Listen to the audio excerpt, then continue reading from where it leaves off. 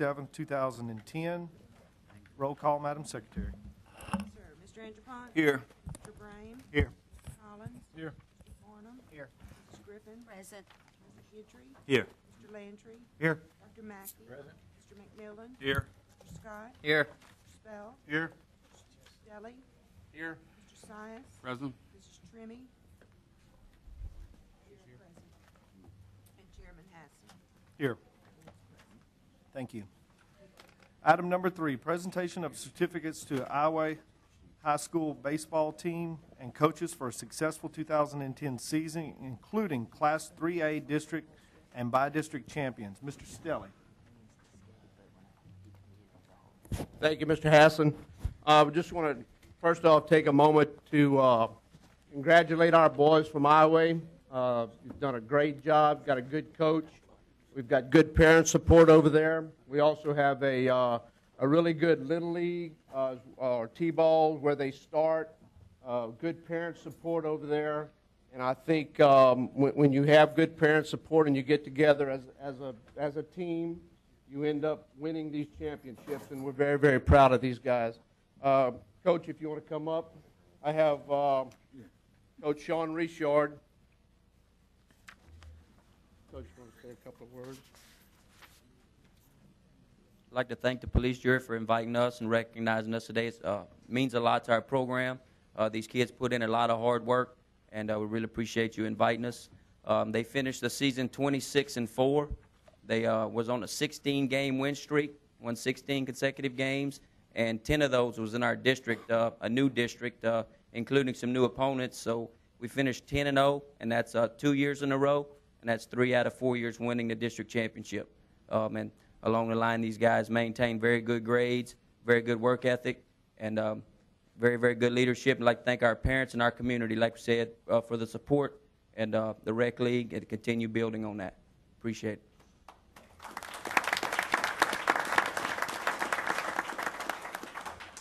Coach, we have a certificate for the guys. It's presented by the Calcasieu Parish Police Jury on this day, 27th day of May 2010, to Iowa High School's baseball team for leading the team in a successful season with a 10-0 record in district play and winning the 2010 Class 3A district and B district championships.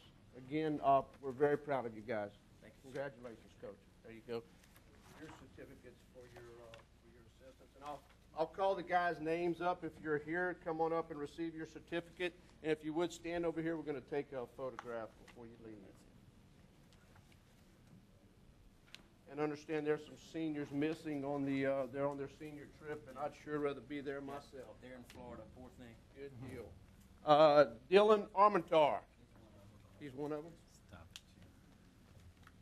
Brennan Tom. Brennan Tom. Coach, how about standing right here?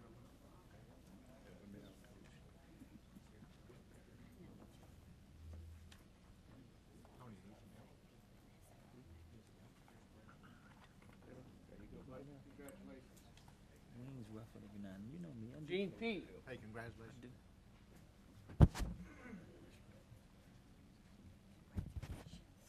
Austin Terrio.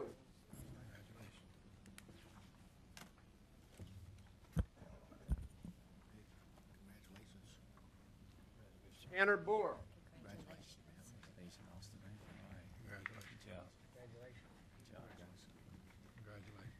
Wentz Landry. Congratulations. Louisiana Westlake. That's my hometown.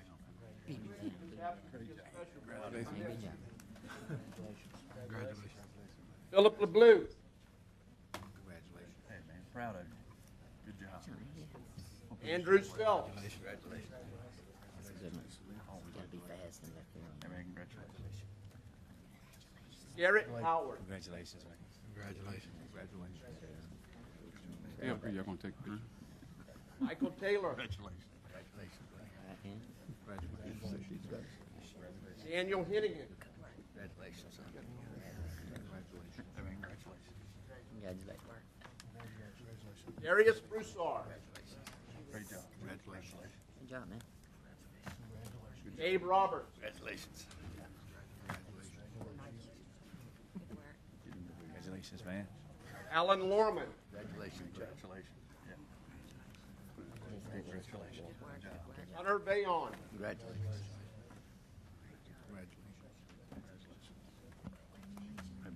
And Mason Caesar. Congratulations. Again, we're very proud of y'all. Thank you.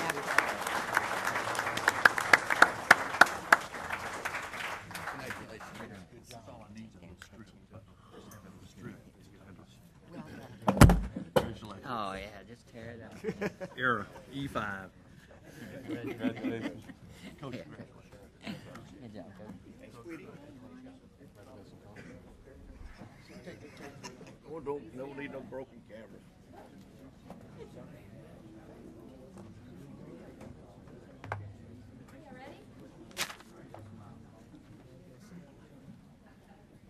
Tall guys up front, short guys in the back.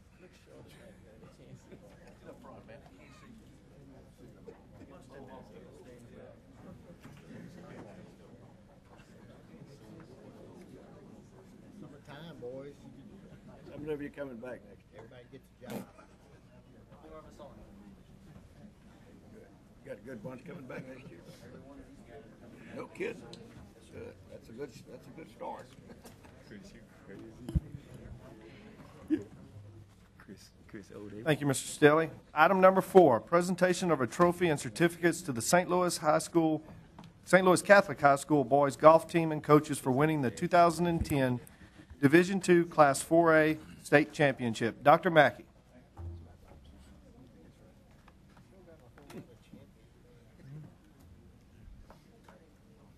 Same one you had last week. Hey, what's your squinting eyes for? Huh? What am I squinting for? Can't read. George is the coach. Let's see, is head coach George, that's here, please? George. Be knocking stuff down this hall.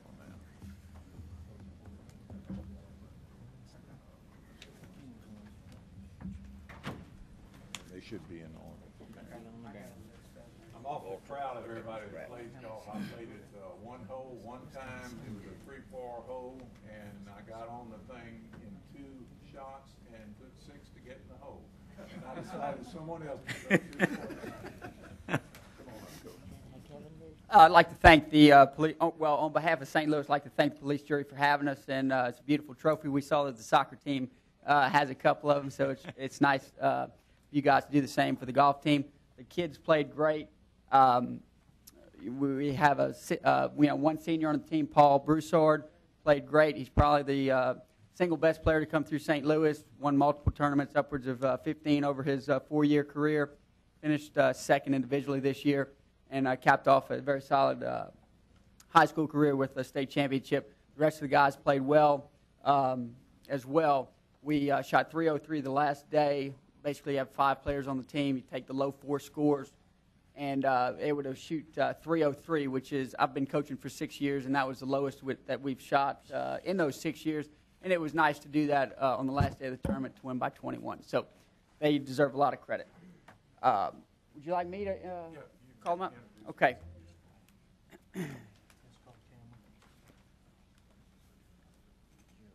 Jeffrey Joseph.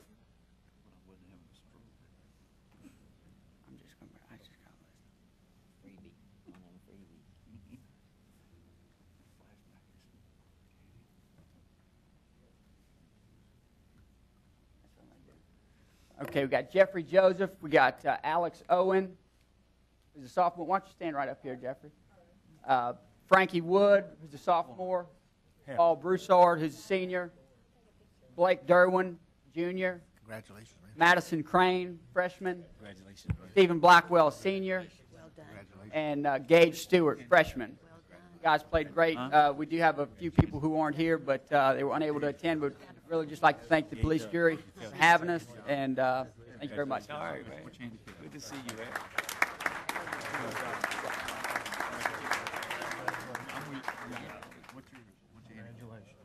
Yeah, one announcement. And one of the reasons why I'm up here is just congratulate them also. And I just started my new term as newly appointed to the school board at St. Louis Catholic School. So I'm congratulating them on their successful run. Good job. Congratulations.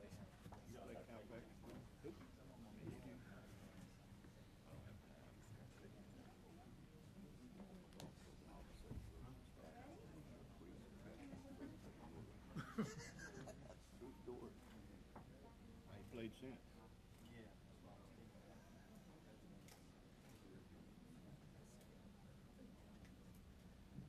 Good job.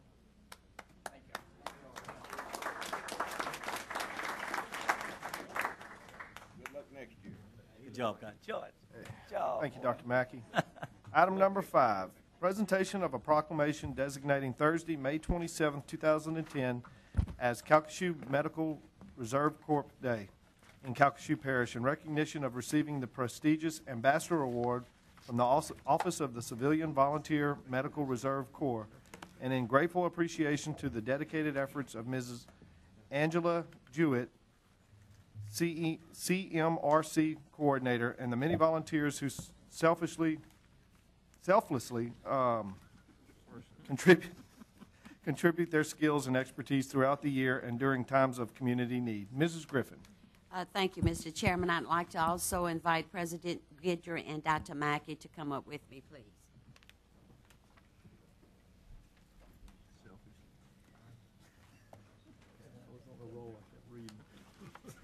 Correct.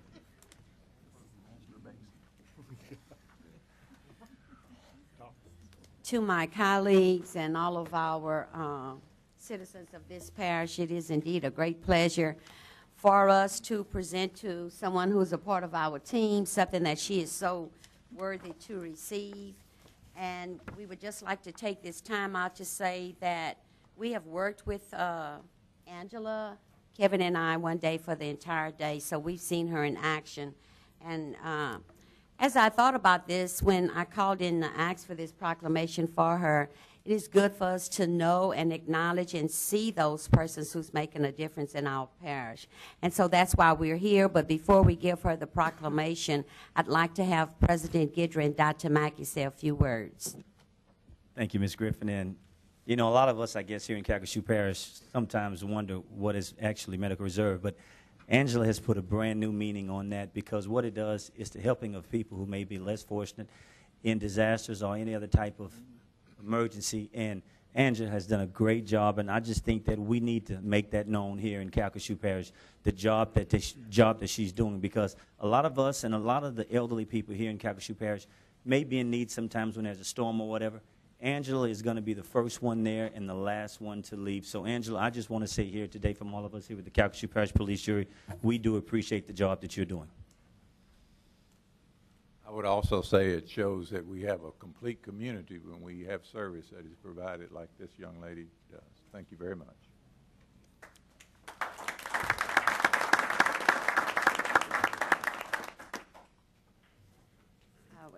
Angela had Kevin and I to her rodeo training one Saturday, and she had us climbing out of windows and putting out fires, and it was a great experience. It was a lot of fun. It really was.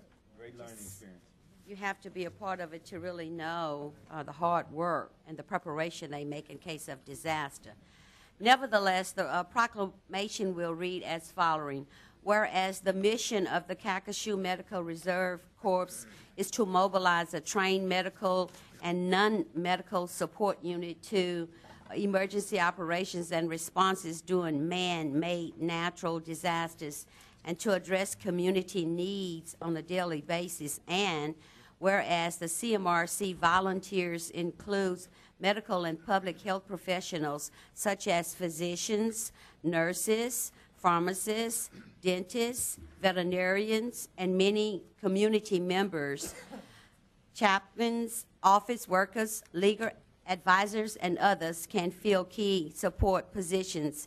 And whereas the CMRC currently has 400 volunteers, including Calcasieu Parish jurors, Elizabeth Conway Griffin, President Kevin Guidry, and Charles S. Mackey, Dr. Charles S. Mackey, and new members are signing up every week. And whereas the CMRC has recently received the Ambassador Award from the Office of Civilian Volunteer Medical Reserve Corps, and this very prestigious award honors Medical Reserve Corps units that meets the Surgeon General priorities in improving health literacy, increasing disease prevention, eliminating health disparities, and improving public health preparedness. And whereas the CMRC was nominated for the Ambassador Award by the State Citizen Corps earlier this year and was one of 2 recipients out of 80 nominees from across the nation. Now, therefore, it is with great pleasure and congratulations that I, Kevin Guidry, President of the Calcasieu Parish Police Jury, do hereby proclaim Thursday, May the 27th, as Calcasieu Medical Reserve Corpse Day in Calcasieu Parish, Louisiana, in recognition of receiving the prestigious Ambassador Award in great appreciation for the dedicated efforts of Miss Angela Juliet, Calcasieu Medical Reserve Coordinator, and the many volunteers who selfishly contribute their skills and expertise throughout this year and during times of community needs. I'd like to take this privilege to have my president present it to her.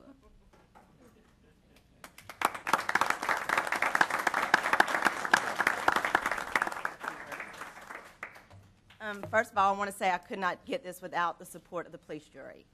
We're a model program for the nation, and I brag on you guys all the time because we have really, really established a program where we self-sustain our communities, and that's what Medical Reserve Corps is all about. And you know, getting this award was great because when we go to next week to get it, we can just encourage other communities to do what we've done here in Louisiana. So I just want to thank everyone for giving us the support that we get. Like I said, we could not do this without you guys, but most of all, we could not do this without our volunteers, and I really want to thank them because they are the backbone of our program.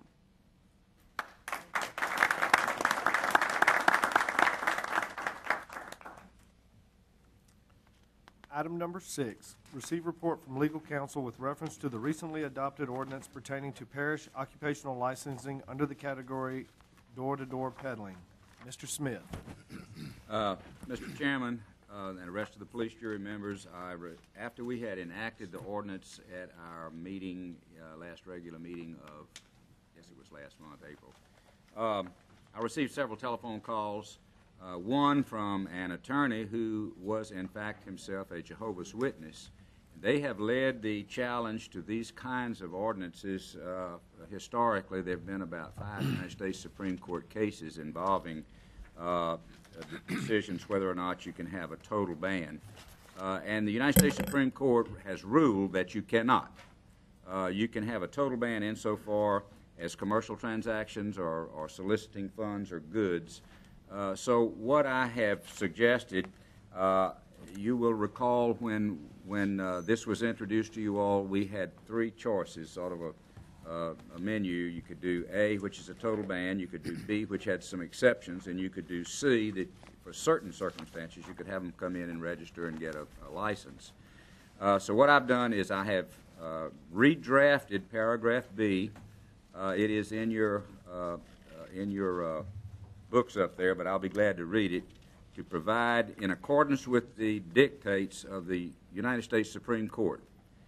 The provisions of this section shall not apply to churches, governmental surveys, candidates for elective office or their supporters, nonprofit and charitable organizations which have been declared exempt from taxation under Section 501c3 of the Internal Revenue Code, students of private or public schools under the age of 19, members of recognized firefighter and police associations, recognized scouting organizations, or persons advocating a cause not involving a commercial transaction or solicitation of funds or goods of any kind. And that latter comes straight from the Supreme Court decision.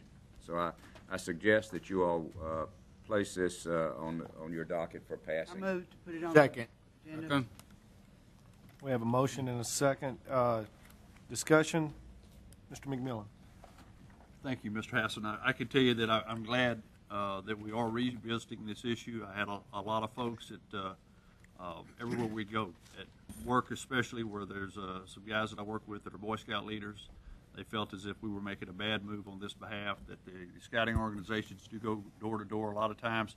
Of course, they have an adult with them, and they go in pairs, and they do it right. And these are the things we don't want to exempt in Calcasieu Parish. We want to have these opportunities where these folks go out and do their fundraisers. So this amendment to this ordinance is something I'm wholeheartedly supporting. Thank you, Mr. Chairman. Thank you, Mr. McMillan. Any other discussion? Mr. Smith, I do have something to just bring up. Our original ordinance did not prohibit churches from going door to door to, as long as they weren't selling anything. Okay, that was never an intention of our original ordinance, so I just wanted to clarify that. All right, thank you. We have a motion and a second. Any further discussion? Any objection? Hearing none, motion carries. Item number 7, receive report from staff with reference to the status of the flood insurance rate maps for Calcasieu Parish. Ms. Mattingly. Good afternoon. At last month's meeting, y'all had requested the status on the flood insurance rate maps and where they were being approved by FEMA.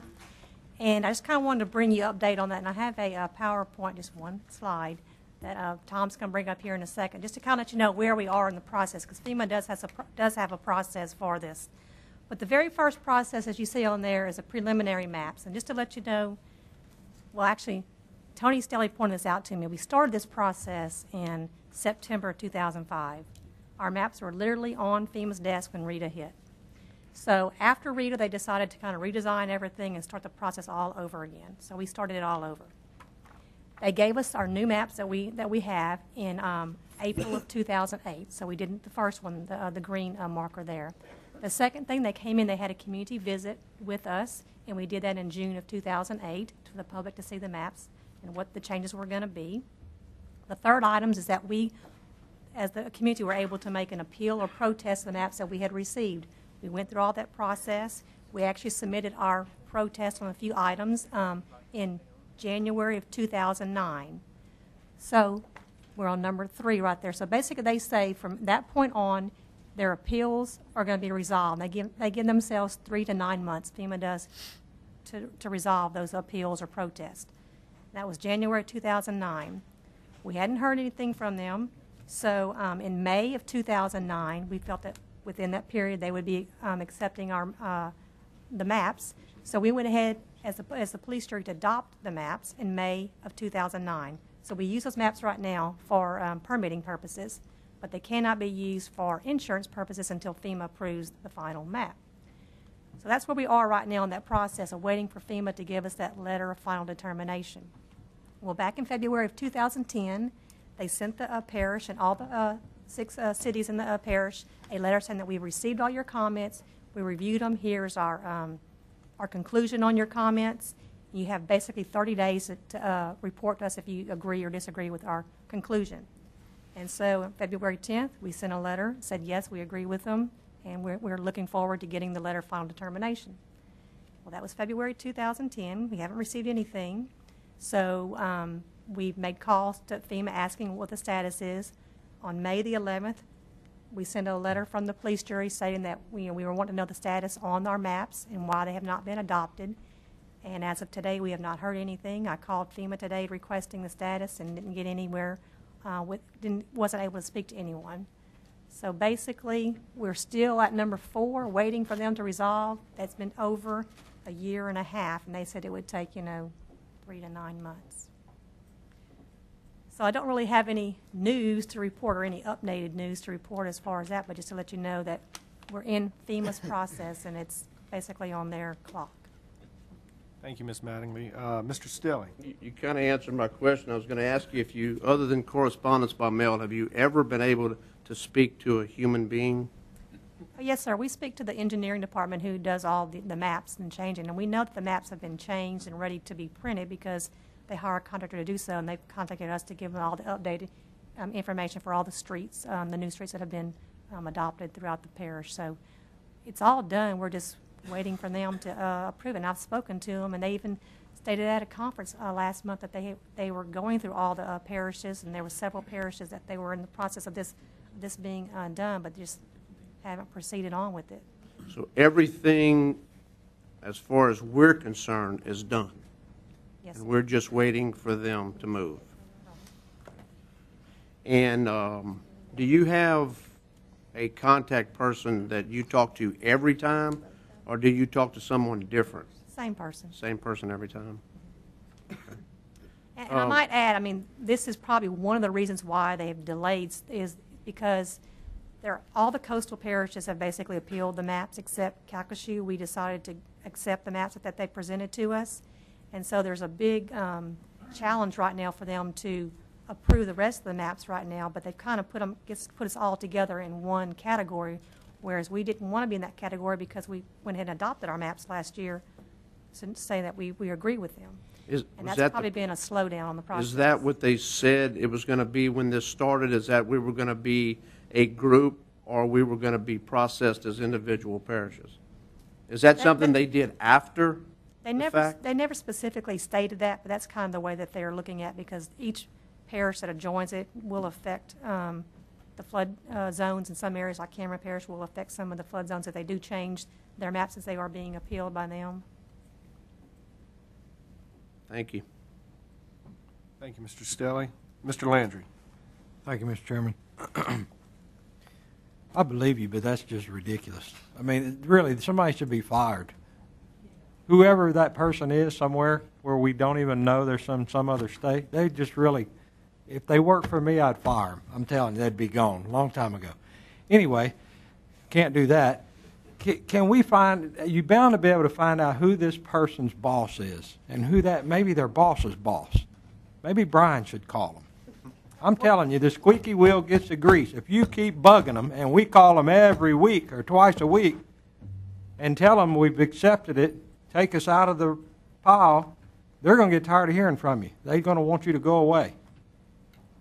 The letter that we sent it to the director of FEMA for our region, which is in Denton, Texas. Call them a couple of times a week. Just bug the fool out of them. They got people here. We waiting on this. It's costing people money. And lots of. I agree. I'm telling you, just bug them. Bug the fire out of them. We're going to do that, Brian?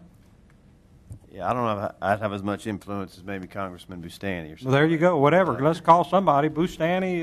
We'll follow up. Mary Landrieu, somebody. Kevin will call Obama. Thank you. Thank you, Mr. Landry. President Guidry. Thank you. Ms. Mattingly, one of the things I guess that I've gotten a couple calls on is that with the holdup and with the no calls or whatever, there are citizens, I guess, determining what their premiums are going to be when all of this is actually done. So that's a financial, I guess, holdup for them. I mean, people are on hold waiting to see if they're going to be moved out of a flood zone that may have previously been in one.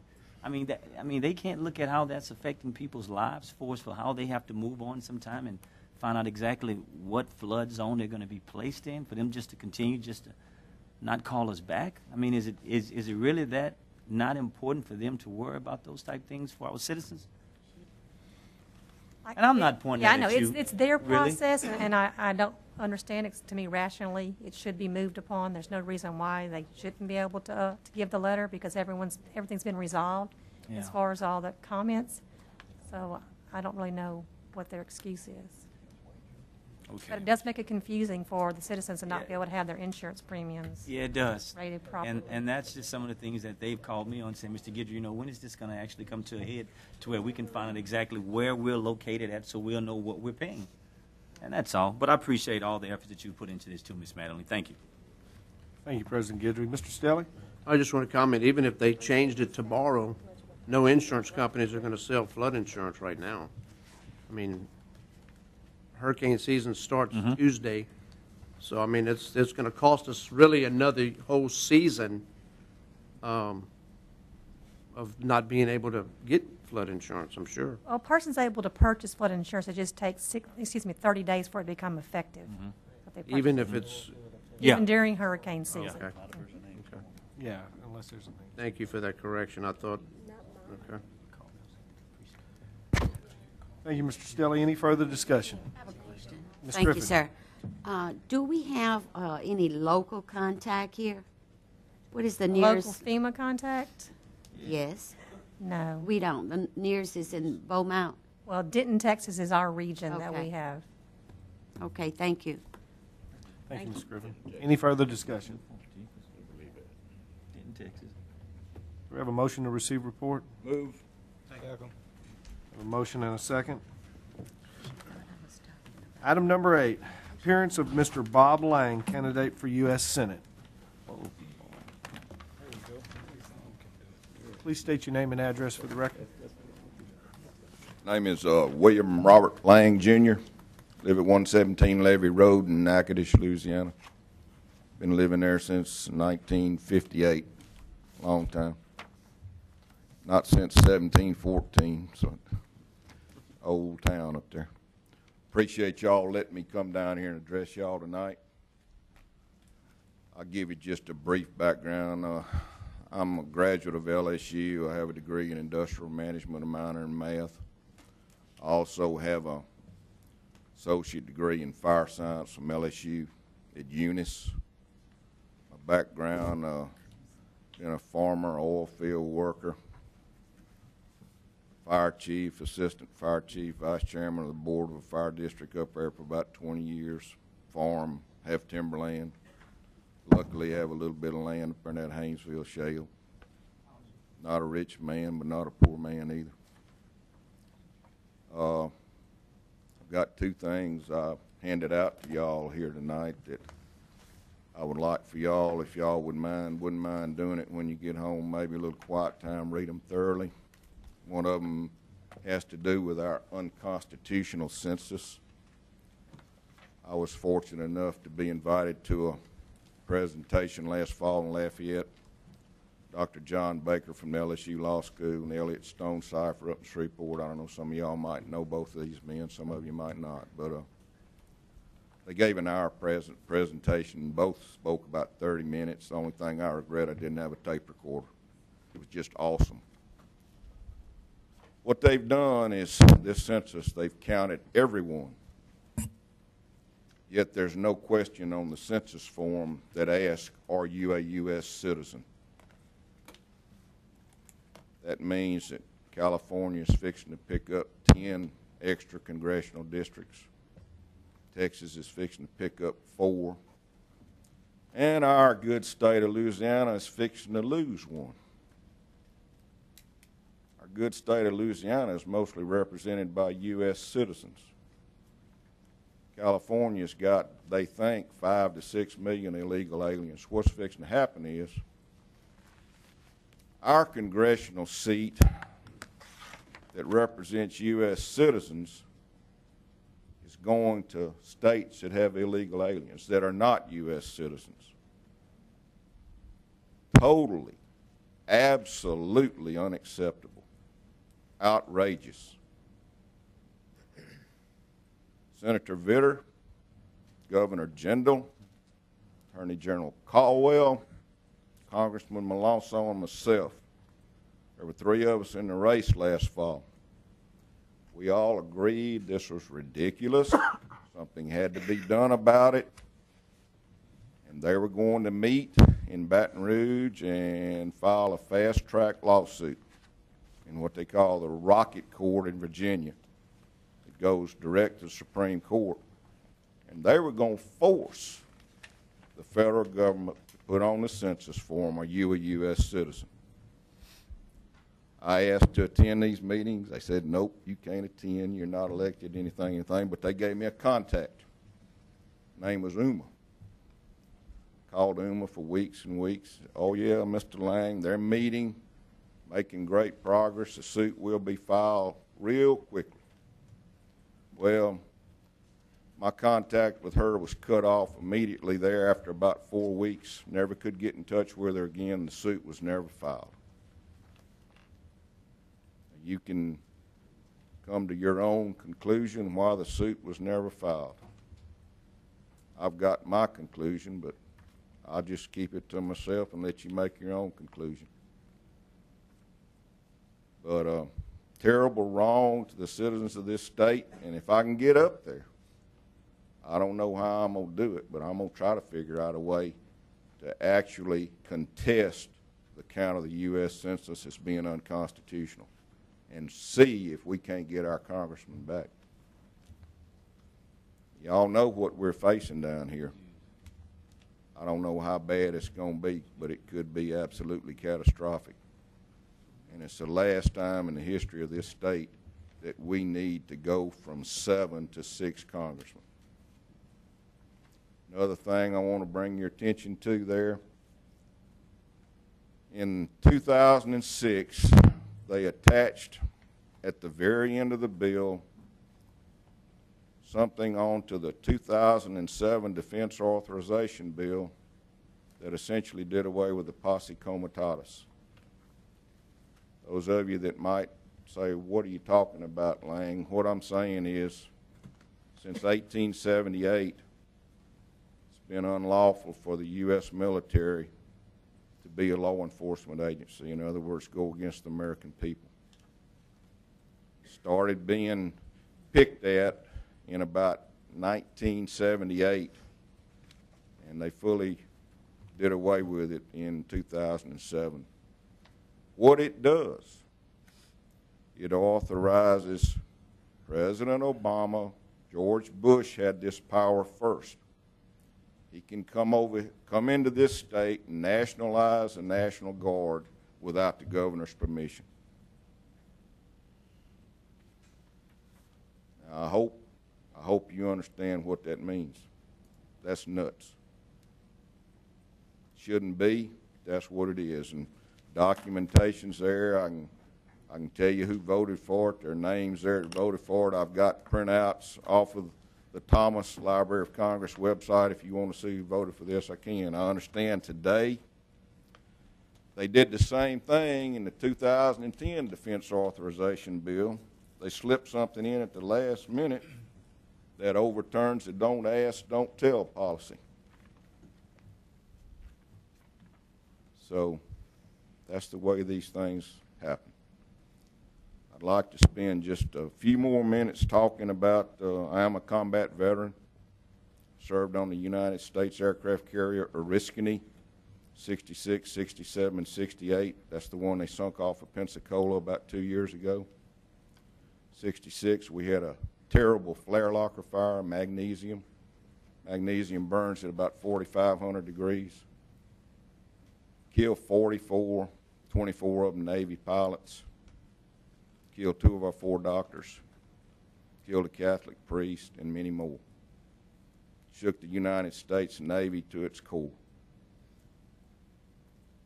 We had extensive damage. We came back to San Francisco, got repaired, went right back over there in July 67. We were operating in July 67 with the USS Forrestal. Zuni rocket came off an F-4 and hit Senator McCain's belly tank. You've probably seen the film of that. Senator McCain getting out of his cockpit, walking down that, jumping down that refueling probe, and he got, I don't know how far away, but both of his 1,000-pound bombs cooked off from the fire.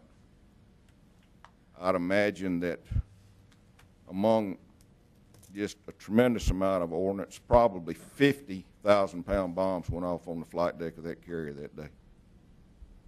Killed 134 people, blown all out in the water, just the biggest disaster you could ever imagine.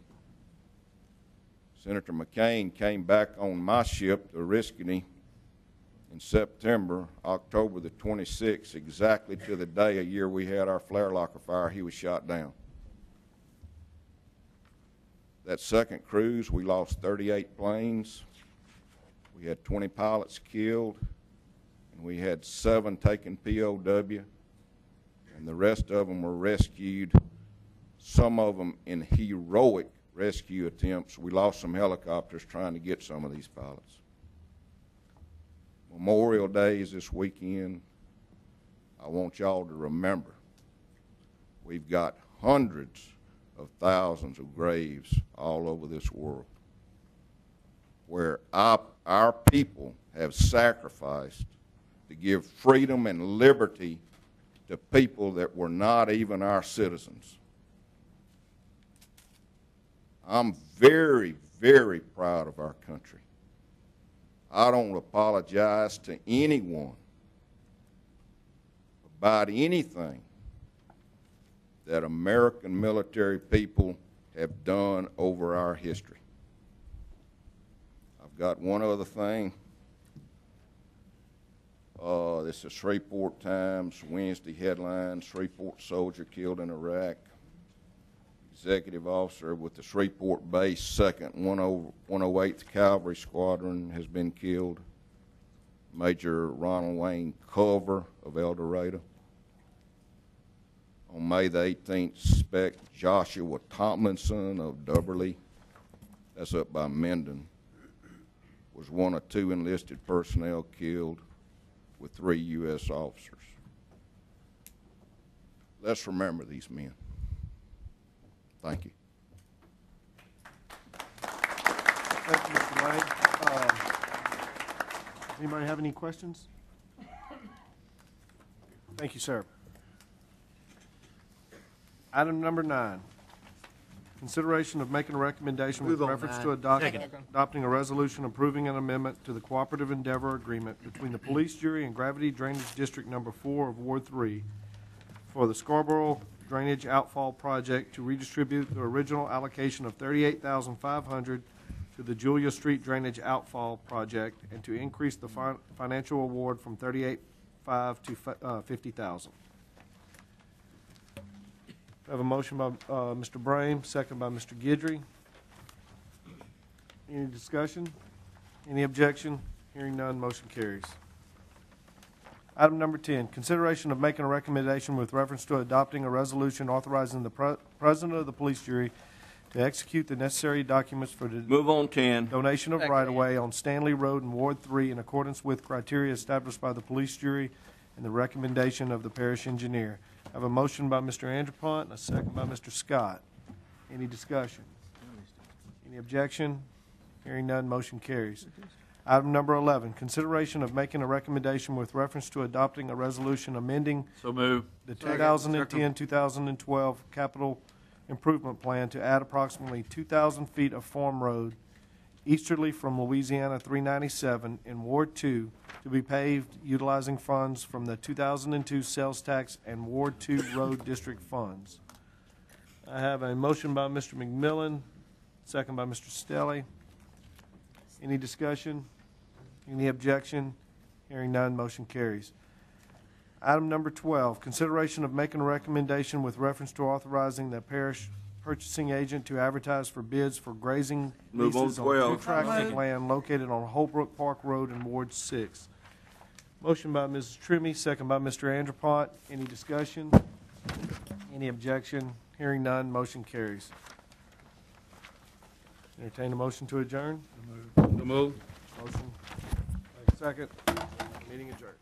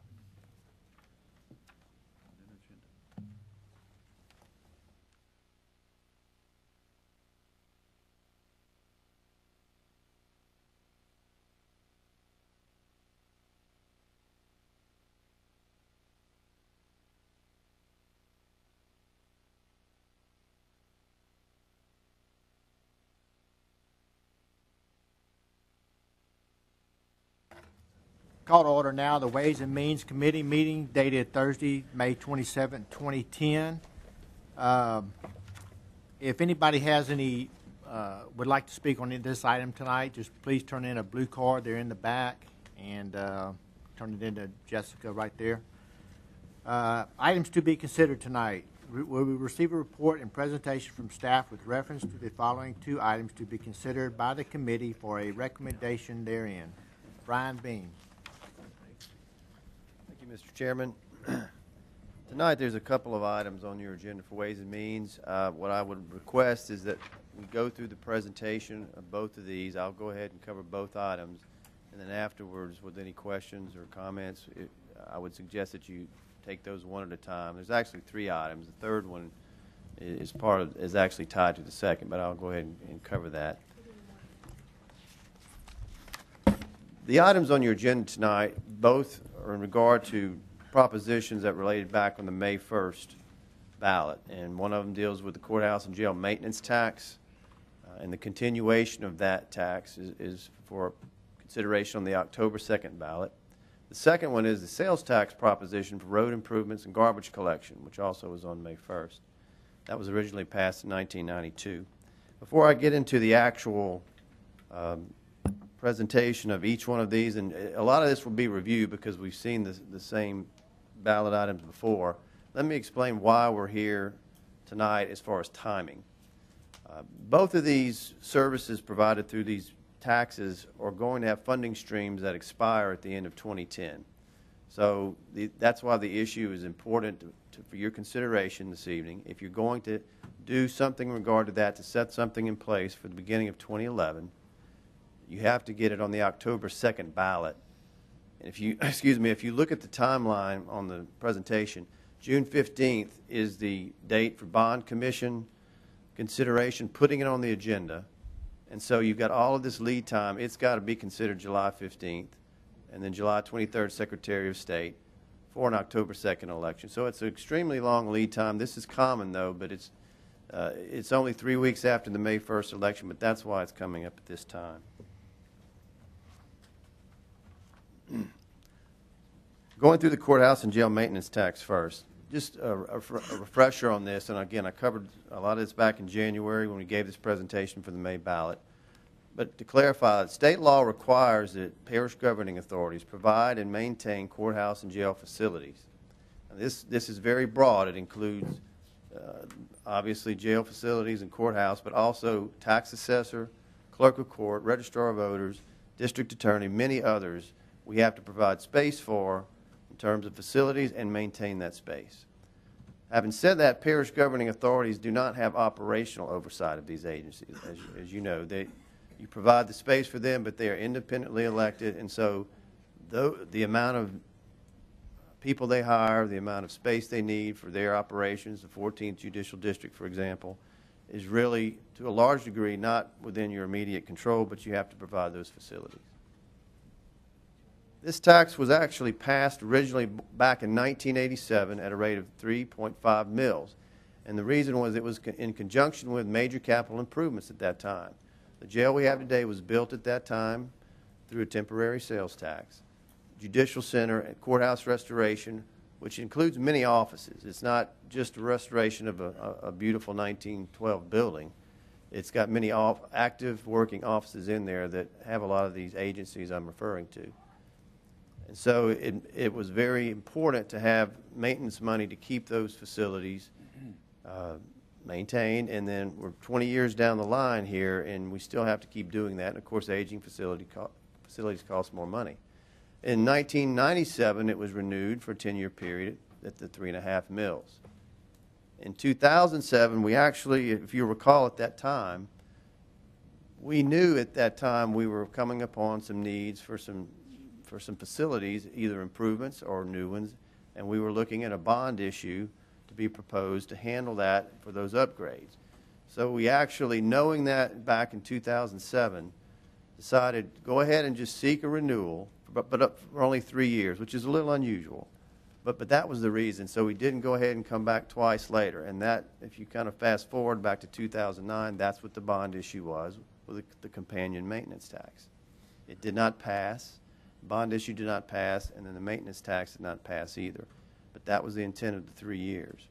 It was rolled back in 2008, by the way, to 3.27, and that's how we get where we are today, and that is the current levy. The proceeds go into your general fund, which includes some other services. I'll touch on some of that in a few minutes.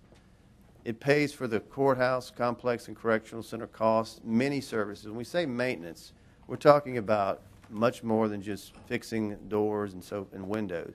It's anything related to keeping the building up, equipment, insurance, utilities, materials, supplies, custodial, any and everything related to those buildings. By law, you also have to provide funds to feed prisoners at the jail and provide medical care. So it's a lot of different things just within that tax, and that was the intent, to try to cover most of those costs. That current tax, 3.27 3.27 mils is $4.4 million. Again, that comes out of the general fund. If you look at the total, $15.8 million is the general fund, so other sources make up, it's $11.4 million, that's 72% remaining. So $4.4 million is what is brought in by the current tax. This is a graph of our general fund and the trending, and you can see about 2007, it starts to go down. The impact over time on cost increases related to all the courthouse and jail facilities has an impact on this overall general fund. It includes other things, but especially as you get closer into 2009, heading into 2010, we're anticipating having to draw $2 million from the fund balance. So over time, this has an impact, and you can do that for a while. That's what fund balancers are for, but the costs are outstripping the revenues for these services in the general fund. So what else goes into the general fund, and what does this leave us with? Well, our recommendation to you, which I'll cover in just a moment, is to go forward with a continuation of the tax at the current rate, which is 3.27 mils. The levy expired in 2009. That provides revenue for this year for you. We still know there's needs for these services. That has not gone away. The ballot item that was May 1st did not pass, but the costs are still there.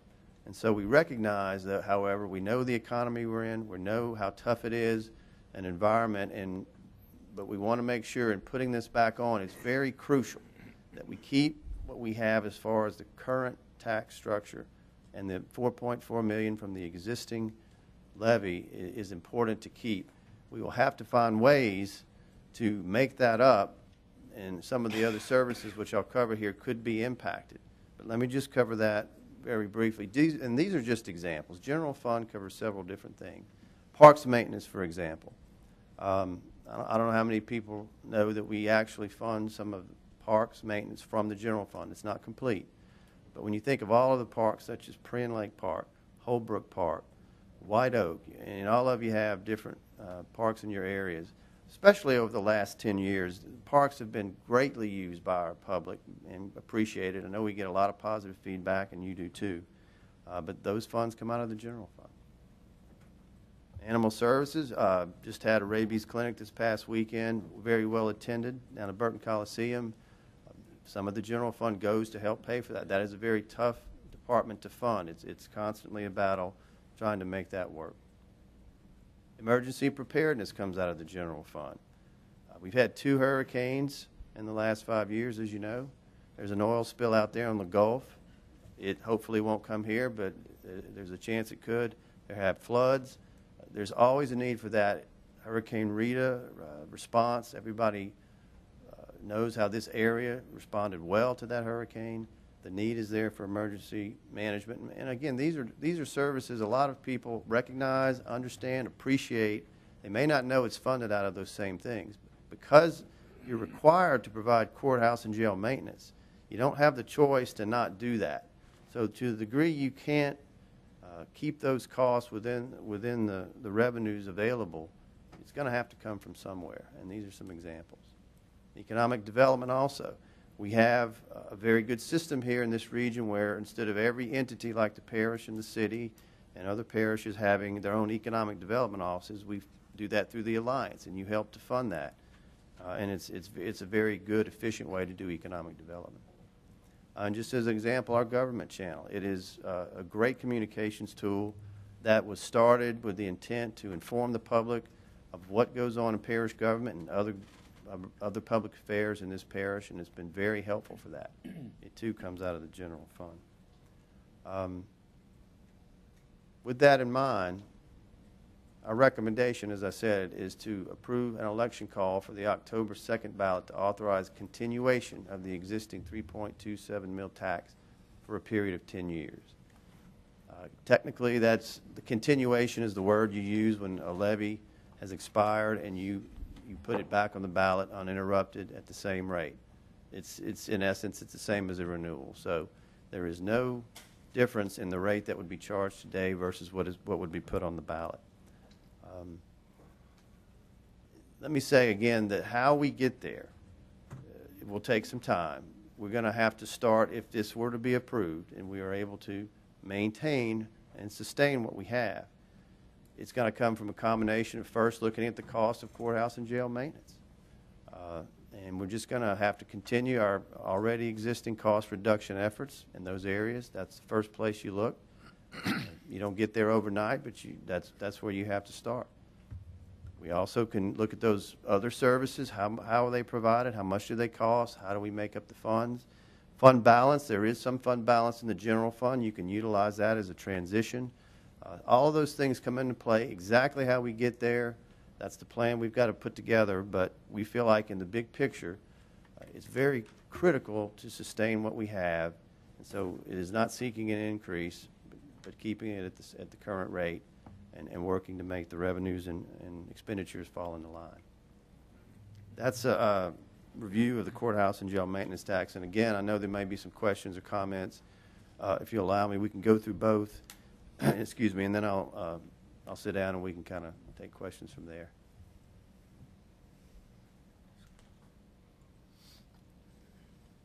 The other item is the 1.5 cent sales tax.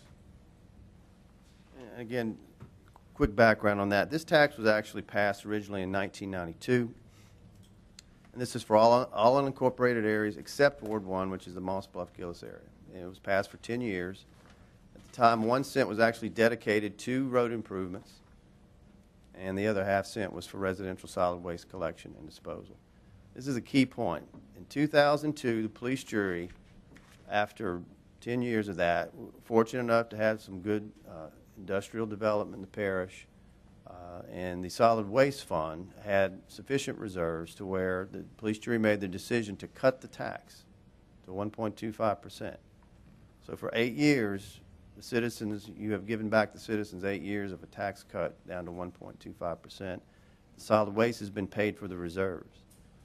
We were really hopeful that we could actually make a full term off of that, so that when the 2012 tax came up and it would be time to consider renewal again, it could be done at that time. Well, as you all know, the gas price issue hit for probably a good year and a half or more, and the cost of transportation and therefore garbage collection really skyrocketed.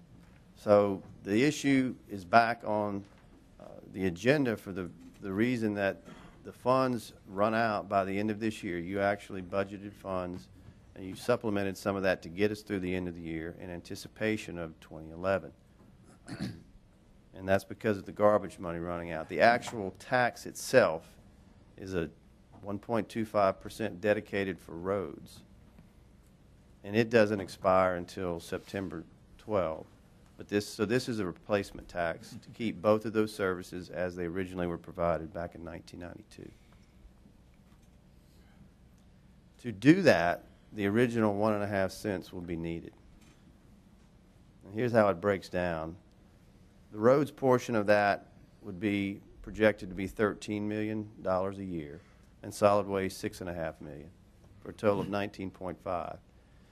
And this point, I think, has been lost a little bit in our analysis of this, that to make this work, the road part has to go down to 1%, because it costs, our projections is going to cost in the neighborhood of $6.5 million, and it will take a full ½ cent to cover that. So there is an impact to the current road tax. And if Claude or Tim want to elaborate on, if you have some questions, we can, but that should be able to cover what we have as far as the 430 plus miles of road that have already been hard surfaced, making sure that is maintained. And that's a core local government service. Beyond that, the major projects, the road projects like the Pine Forest Road or the Red Davis Road or Corbina extensions, those become harder to do. So if we're lucky and there's some good sales taxes, you might be able to fit more in. On the downside, what we're seeing happen now, although it has gotten better the last couple of months, we're actually seeing the sales tax revenues down the first 3 months, an average of about 35% from previous year. So even a cent and a half at that rate would not cover both of those services. But when you project it over 10 years, hopefully you start seeing better results. And over that time, we think that's what it's going to bring in. Our recommendation, as it was the last time, this really hasn't changed from what was presented in May 1st, but it is to formally apportion the tax between these uses, but make it flexible where you don't dedicate 1 cent to roads, ½ cent to garbage. And I think that's pretty important to keep that as you originally planned, because if you need one and the other, you can switch back and forth, and we didn't have that flexibility the first time around. Just to go into a little more detail, the roads portion includes the overlays with about a 13.5-year cycle, overlay cycle, roadside drainage. To the degree we can, it is authorized for major road and intersection improvements, so it's allowed in there, and including utility extension. And this is important. If you take one of our major projects, for example, it will allow you to add sewer or water as a part of that road if it's available, and that's going to be on some limited arterial routes, but that's something we didn't have the flexibility to do before, and now you would. And that would make a lot of sense. It'd be great for economic development, extending sewer at least on those roads where it's applicable. The solid waste portion includes the house-to-house residential service that people have now. And again, we're putting back as a part of the proposition consideration, operation of up to 2 drop-off centers for eligible waste. Now, the construction of those would not be paid for under this plan. We would recommend on that you consider gaming because you can get those built at one time and not tie up that tax. If this is considered on the ballot, this is a breakdown of the current sales tax in Calcasieu Parish. And I'll just leave that up for a minute and just walk you through it. If you look at the column wards 2 through 8 that's unincorporated, the state sales tax is 4 cents. Our current tax is 2.25 for this.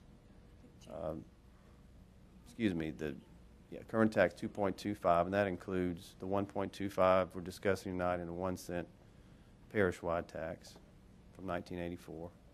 The law enforcement district, which is the sheriff's office, has a 3/4 cent sales tax, and then the school board too, for a total of 9. And you can see to the right, the other unincorporated area is Ward 1 with a total of 9.25. And at the bottom, all other cities have a 9.25% rate. Lake Charles has 9.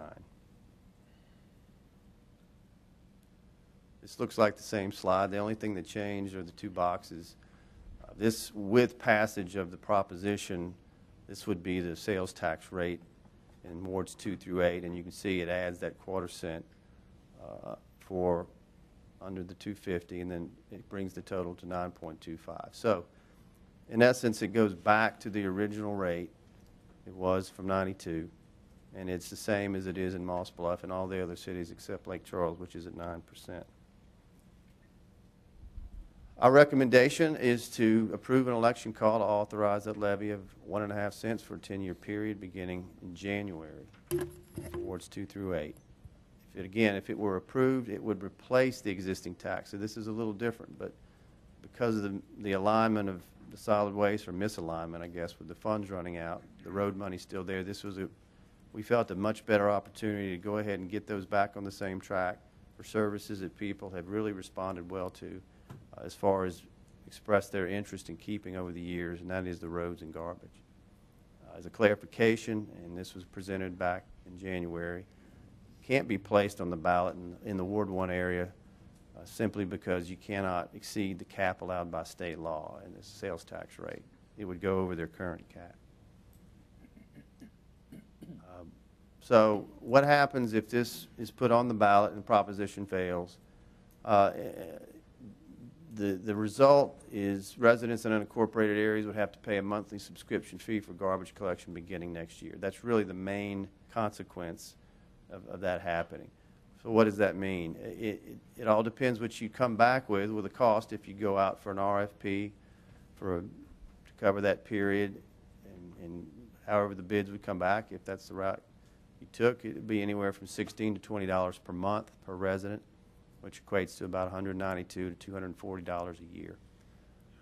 In looking at this tax, I'll go back on the slide. Our recommendation, you say, why are we putting this back for consideration? And in both of these cases, sort of summarize both.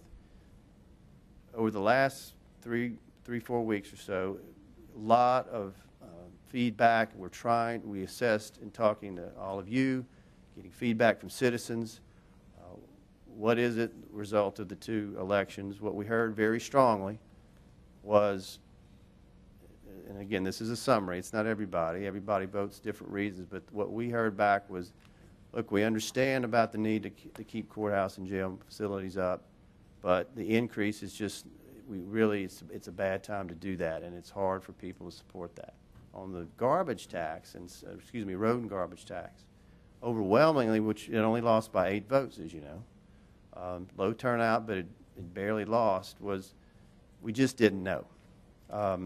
I will say we did a very, I think, good job of communicating, but we didn't do good enough, and that's something we need to do better. But overwhelmingly, feedback from people in those areas has been, look, we know it's on the ballot, we support this, the roads and the garbage are important for our area, and that's why we're putting it back for consideration. And that's really the heart of it, and if that is considered, again, it's strictly a result of the garbage collection running out as far as 2010 revenue, beyond which you would still have the road tax if you don't do that for a couple of years. That's the end of the slideshow. I will go ahead and we can try to answer any questions or take any comments at this Thank point. you, Brian. Can I get a motion to discuss? So moved. I have a motion and a second to discuss. Go ahead, Mr. Landry. Thank you, Mr. Chairman. Okay, Brian, basically on the shortage that we know is there, because you're just asking to pass the original amount, you're going to make up that shortage through cuts. I mean, you're going to have to, because those expenses have gone up, and that was the reason to ask for the increase the first time. So, I mean, I just want to make sure that I understood you. We're going to make some cutbacks to make up that gap that is going to be there. We're going to yes, we're going to have to cut costs to get there. That's not the only way you get there, and you can't get there immediately. I think it's important on this that is going to be a combination of however we can make up the cost, but you start with the existing courthouse and jail needs, and we try to continue. We've done this for years. You can do preventive maintenance, you do energy management. There's a lot of ways you try to maintain and contain costs, and that's the first place we look, and we're going to continue to find ways to reduce those costs. To the degree you can make up a lot of that deficit we're starting to see, you got to go to look at the other services as well, the ones I mentioned that are provided through the general fund. That's really the key, is that it all goes into the general fund, and it's keeping that solvent over time. That's really the goal. And the courthouse and jail tax was intended to address those needs, but how you get there is balancing that general fund over time. So you utilize some fund balance that's still there, that you want to use those tools and do some effective cost reduction, but you also want to be smart about it, and you want to transition to that. Jerry and Tammy and I, we've had a lot of different discussions of how do you get there. Alan, the facility management staff he's got working for him, have been well into already looking at those and preparing for as we get toward the end of this year. You're talking to make that up for what it is now. If you assume we're able to keep what we have, maybe the $1.5–2 million range. It's a lot of money, and again, you get there over time. But we will have to make that work if this were to pass as is. The real concern, it's a concern already, but if you're talking about a whole different level of cost, making up costs, if this were not to be put back on the ballot and pass as a renewal.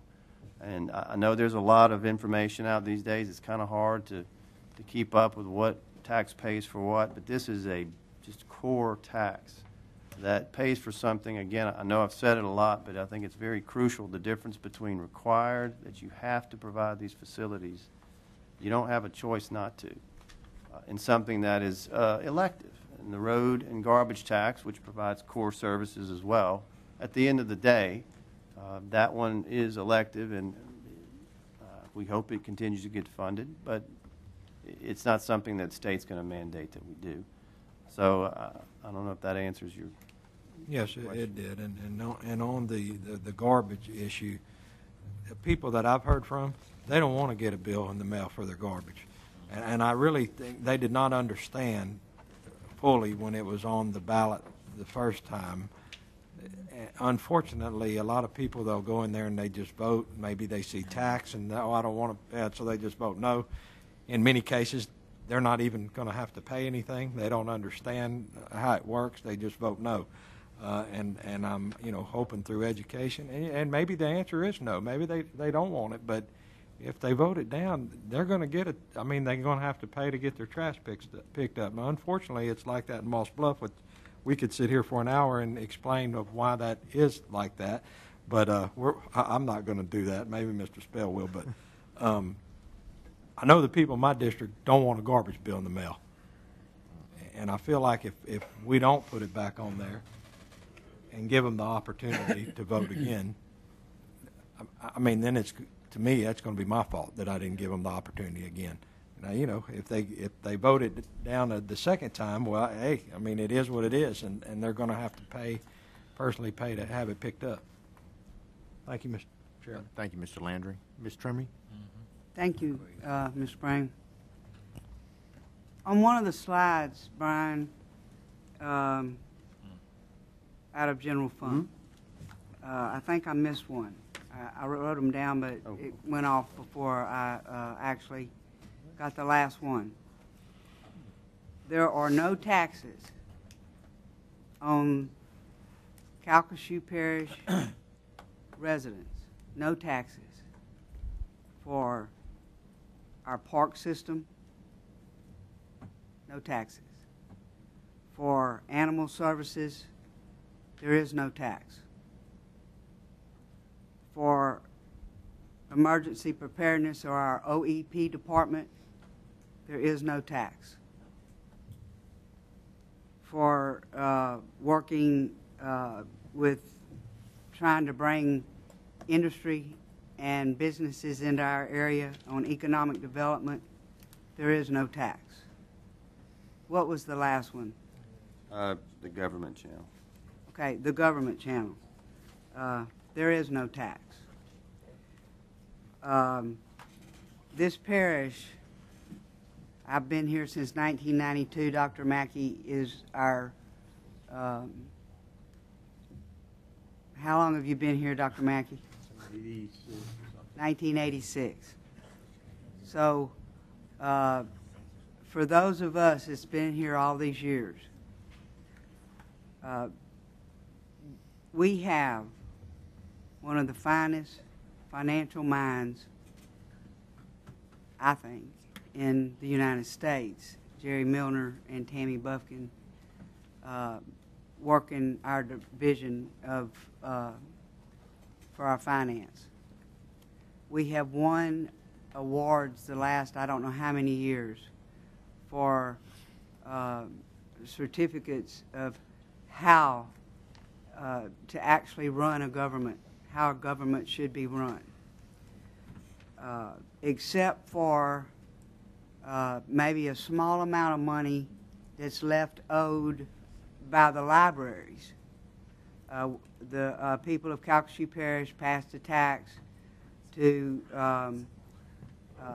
extend and renew our library system to what it is today, like the new Central Library in Moss Bluff and Westlake and DeQuincy and Ioway, and Sulphur has a beautiful facility, and also to increase the usage for those that need it and don't have computers and that type of thing. Is there anything, how much, I know that we set aside $1 million, and the interest from that $1 million goes to pay down that library tax. Can I ask you, Jerry? That debt is funded right now. That debt is funded. So there's no more debt service for library. Okay, so the debt has been paid? Yeah, it's been paid. Okay, so Jerry, I'm going to ask you this. As far as Calcasieu Parish goes right now, what debt do we owe? We have no outstanding. the Calcasieu Parish Police Jury has no outstanding debt. We have no debt in Calcasieu Parish. And the reason we have no debt in Calcasieu Parish is because the people of Calcasieu Parish have put their feelings and their hearts on the line, knowing that through the years, all of these years, that Calcasieu Parish has always made a covenant with the people. And whatever tax we pass, we draw up a covenant and we file it in the records of the clerk of court. We can't change anything. We can't change what the tax says, and we can't change what the tax does. It has to go for what the people of Calcasieu Parish voted for. I would like anybody to find a county in the United States of America or a parish in the state of Louisiana that has no debt, that has been totally fiscally responsible with every penny that we have had the honor to manage on the behalf of the voters and the people of Calcasieu Parish. It has been our honor to do so.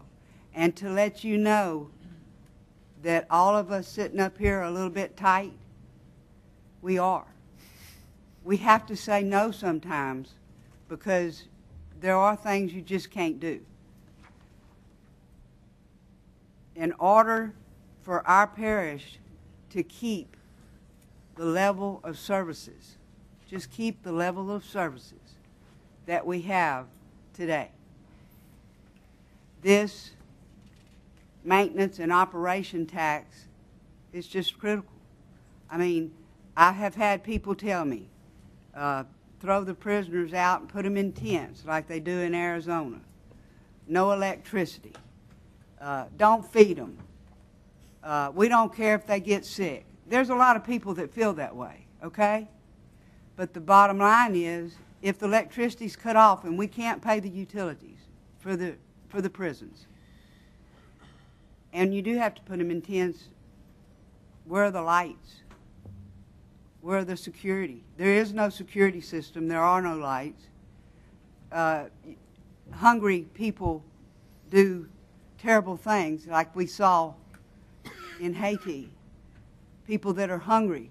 You don't feed these people, you're going to have what they're having all over the world for hungry people. So what I'm saying is we are a humane parish. All we need to do is maintenance and operation of it, feed the prisoners like we're mandated by the state, and take care of their medical needs like we're mandated by the state.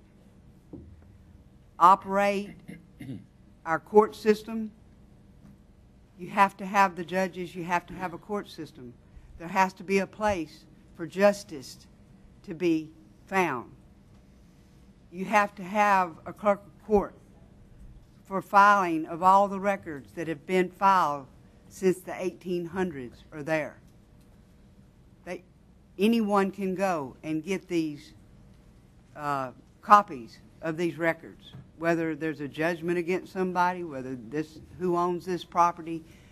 Filing the records in the clerk's office is for third persons. It's for me and you. It's not for Mr. Smith and Mr. Jones that know that they sold this property to that one. It's not for them. It's for third persons. It's for everybody else that doesn't know, that can go to the clerk of court's office and look up any information that they can, and it's there at their disposal. At their disposal. The tax office for the sheriff's department, the tax assessor's office, the district attorney's office. This pays also utilities and maintenance for the district attorney's office. These are basics. people of Calcasieu Parish, these are basics.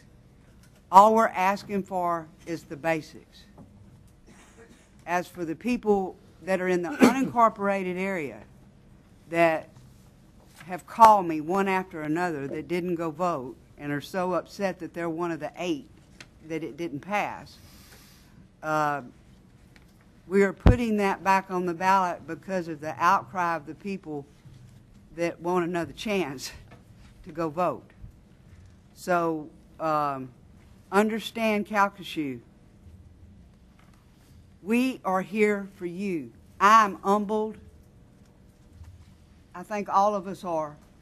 I am humbled and I am honored to serve you, to serve the people of Calcasieu Parish to the best of my ability, to do what's right.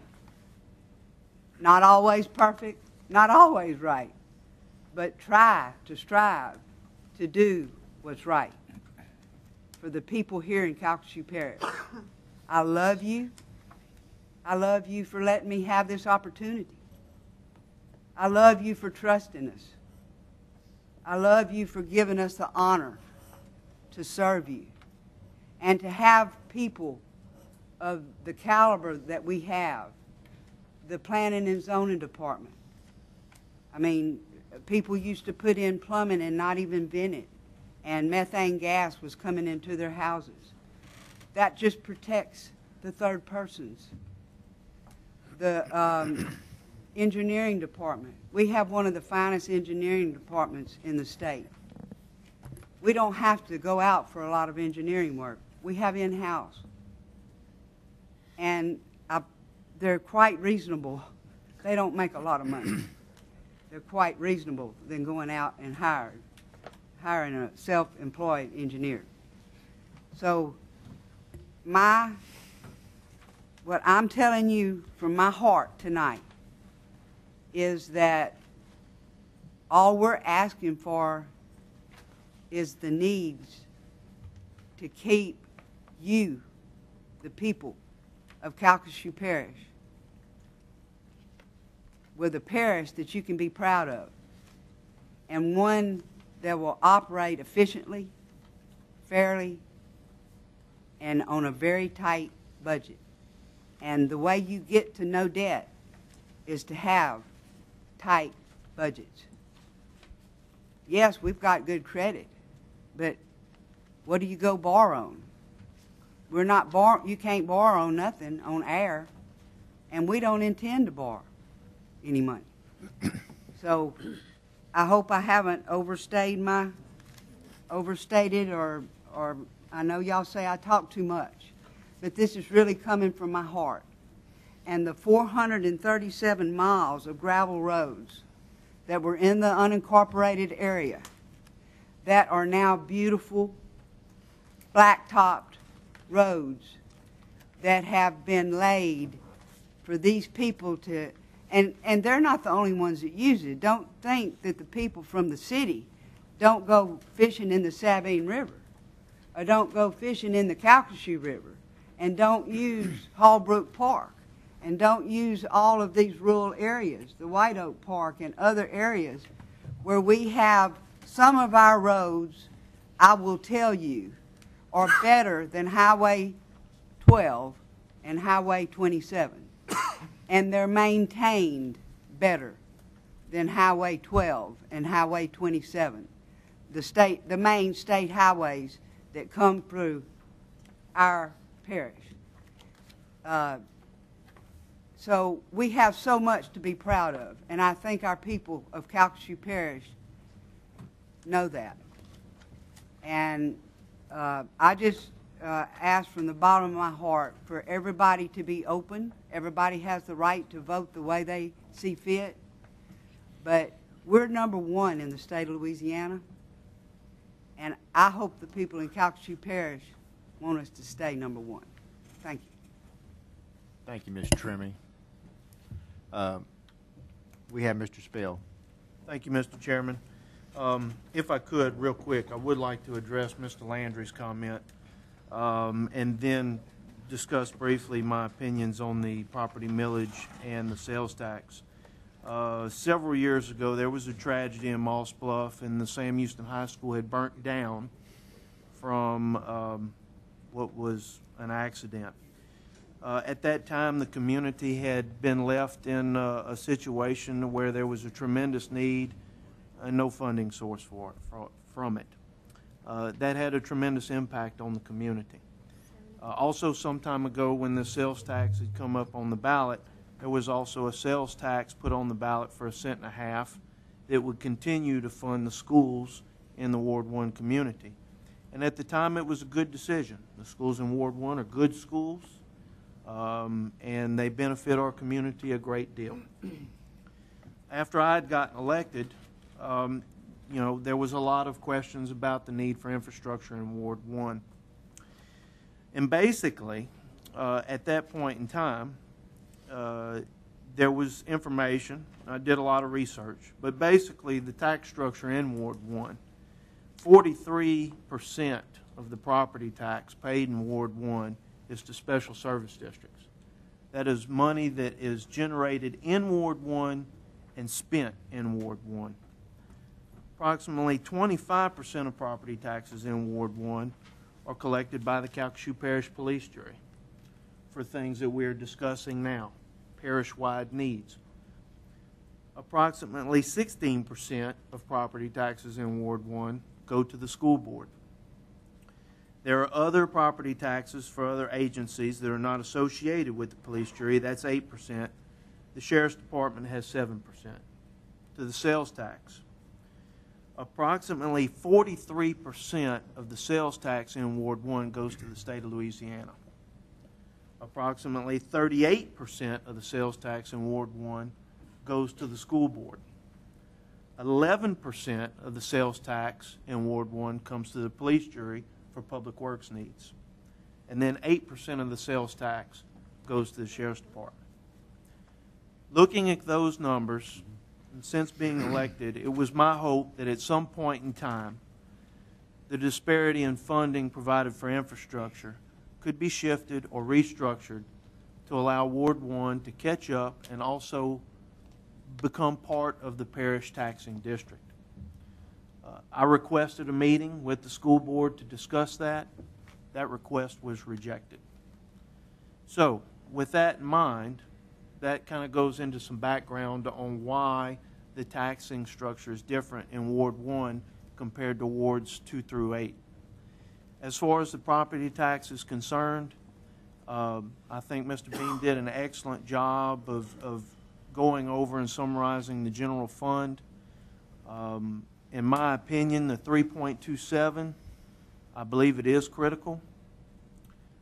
It is tax neutral. It is what has been on the books for the last 20 plus years. We're coming back and saying, okay, we don't want to increase it. Just provide what was there for a long period of time so we don't have to cut so deep that we will affect the services that we provide the citizens of this parish. To my colleagues on the jury, I have no objection to that going on the ballot, and I support it. With the sales tax, unfortunately, I'm in a position, and it's in my heart, I'm not in a position to support that. It was on the ballot May 1st. It was rejected. My reasonings for not being able to support the sales tax is, one, is an increase on what is currently on the books. What I've heard is people at this point in time do not want an increase in taxes. The second reason, I believe the only viable option to pursue wastewater capital improvements in unincorporated areas of the parish, substantial capital improvements that have a sustainable, long-term funding source, is with sales tax. This proposal does not include that. So, it puts me at an impasse. I believe if given the choice, the people of the parish would choose to fund capital improvements for wastewater over garbage collection. I could be wrong. I could be way off, but that's how I feel. And for those reasons, I am in full support of the property tax renewal. However, I will not be able to support the cent-and-a-half sales tax because it is an increase, and I believe that it takes options away from us for 10 years. There's no guarantee I'm going to be here in 10 years, and right now it's my watch. And right here, right now, we have an opportunity to do something or to have options available to us using sales tax for wastewater. This does not include that. I will be opposed to the sales tax proposal. Thank you, Mr. Chairman. Thank you, Mr. Spell. Mr. Landry, would you like to? Sure, just real quick. Thank you, Mr. Chairman. I just want to point out, it is not an increase from the original amount that was passed back in whatever year it was. It was 1.5 cents. We, on our own, reduced it down to 1.25 because of the fund balance, which was the right thing to do. So it's not an increase over the original amount. It is the same amount. Over the last 10 years, the costs have increased, and we're just going back with what the original amount was. Is that not correct, Mr. Bean? Correct. Yeah. Thank you. Thank you, Mr. Landry. Mr. McMillan. Thank you, Mr. Chairman.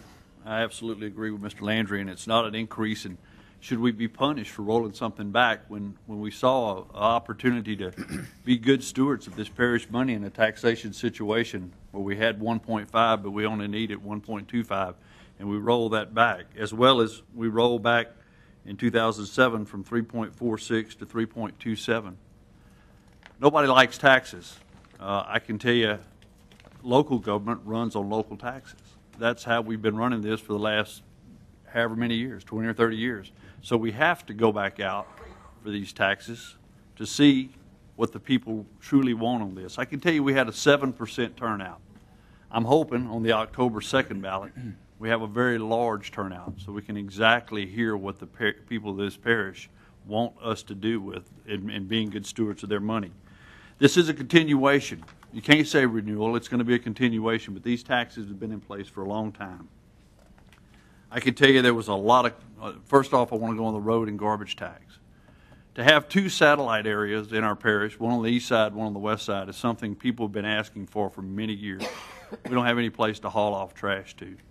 We need something like this. This would be tremendous if this passes for the parish. That we'll have somebody to, if we want to get up on a Saturday morning and have a spring cleaning, we'll have some place to haul this.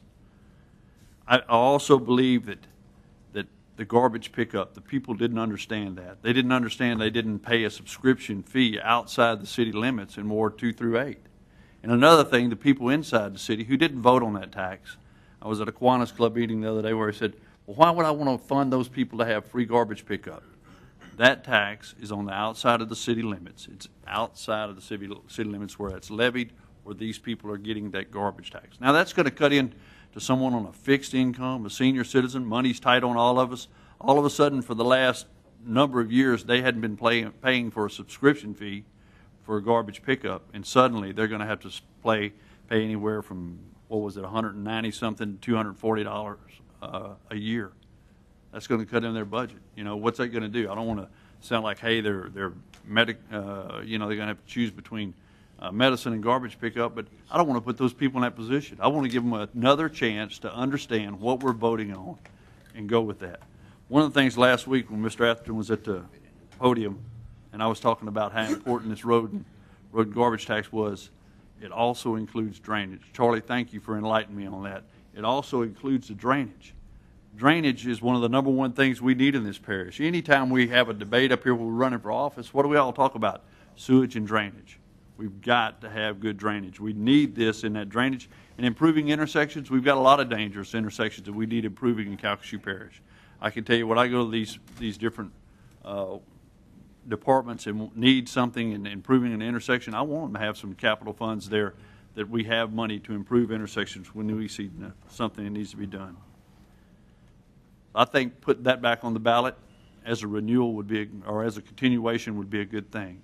I can tell you that my office sits right next to a coffee pot, and I hear a lot of politics.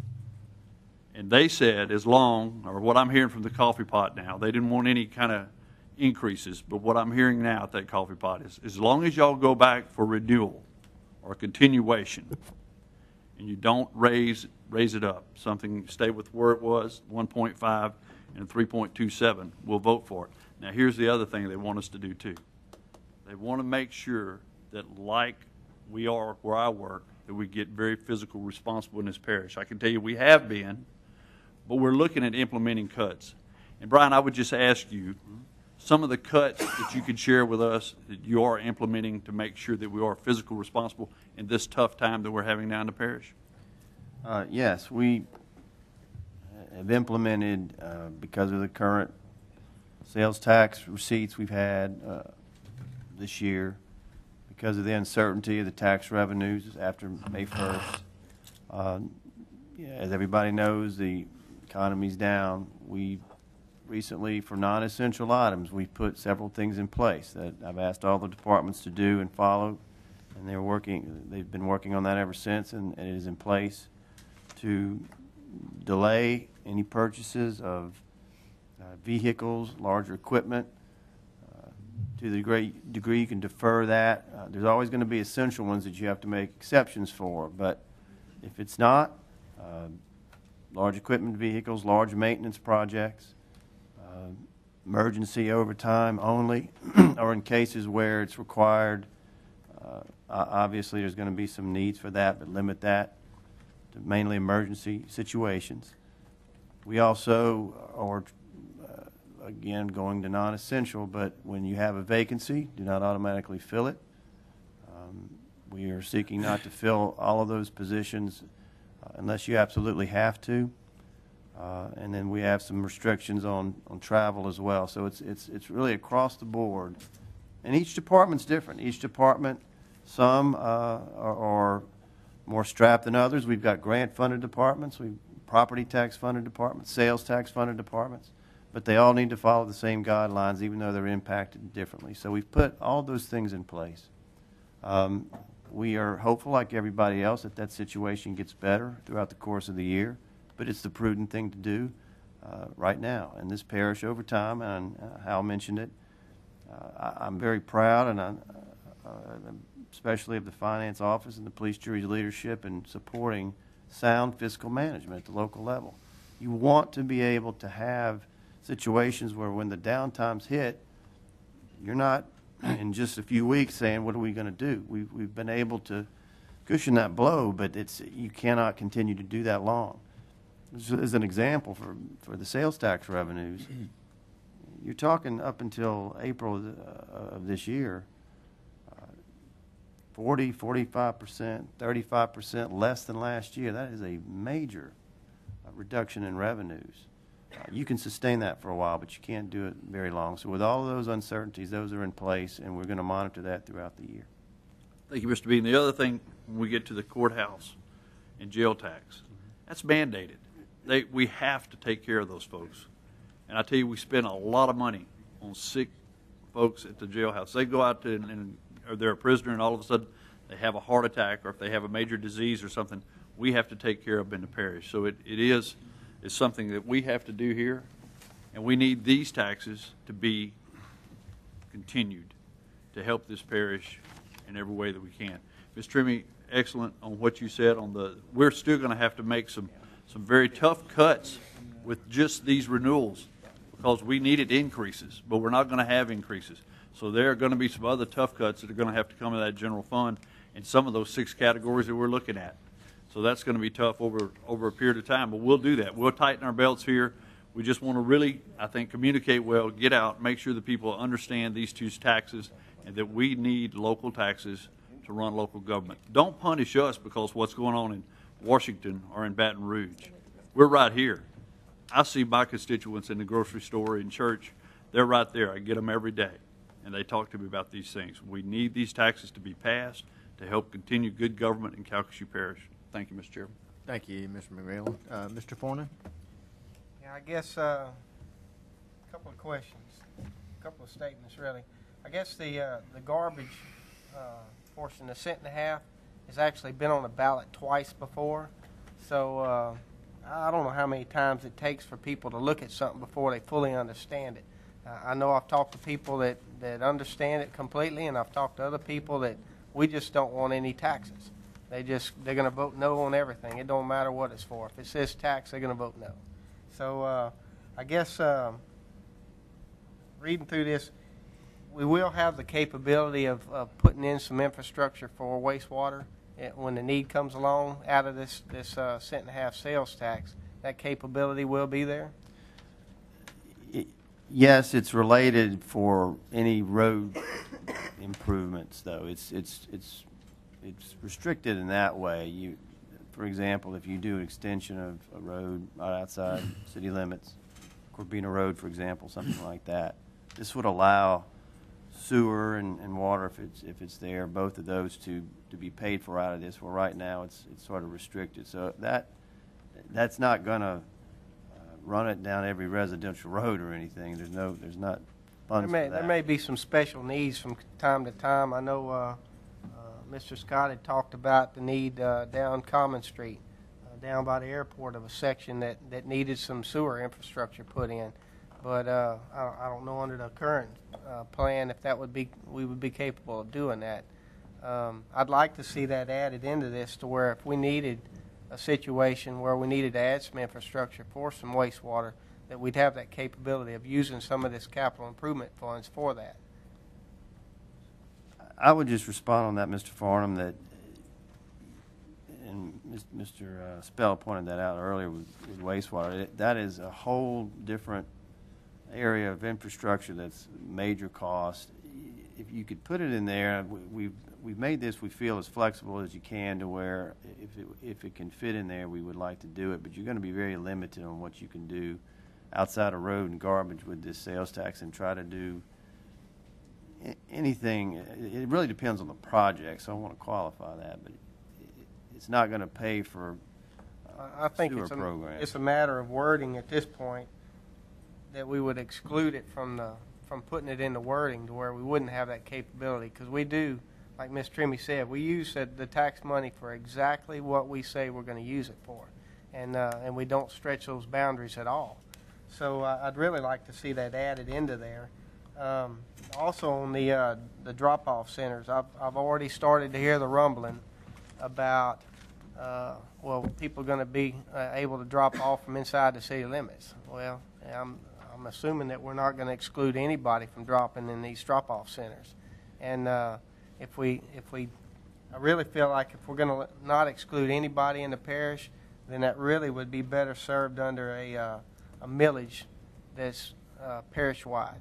If we're going to let everybody in the parish drop off in it, then everybody ought to have to pay for it, and that's probably as good a way as any to fund that section of service. So right now, we have a road maintenance millage that's parish-wide, right? Yes. That goes towards road maintenance. How much do we collect a year on that millage in the ballpark?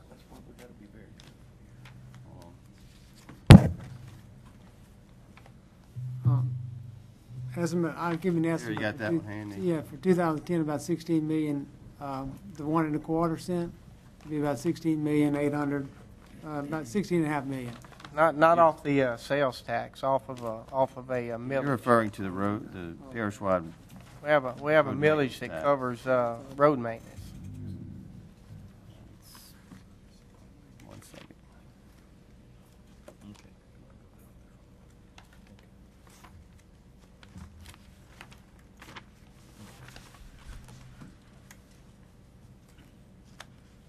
It's currently levied at 3.67 mils. Brings in about Generates, is it 4.5 million? 5,241,000. That's what the tax roll said, 5,241,000. So we've got $4.5 million or so that we take in every year for road maintenance, which includes parts of the parish, including Ward 1, where they get their services from up there. And then in addition to that, this capital improvement goes to some overlay projects in addition to that.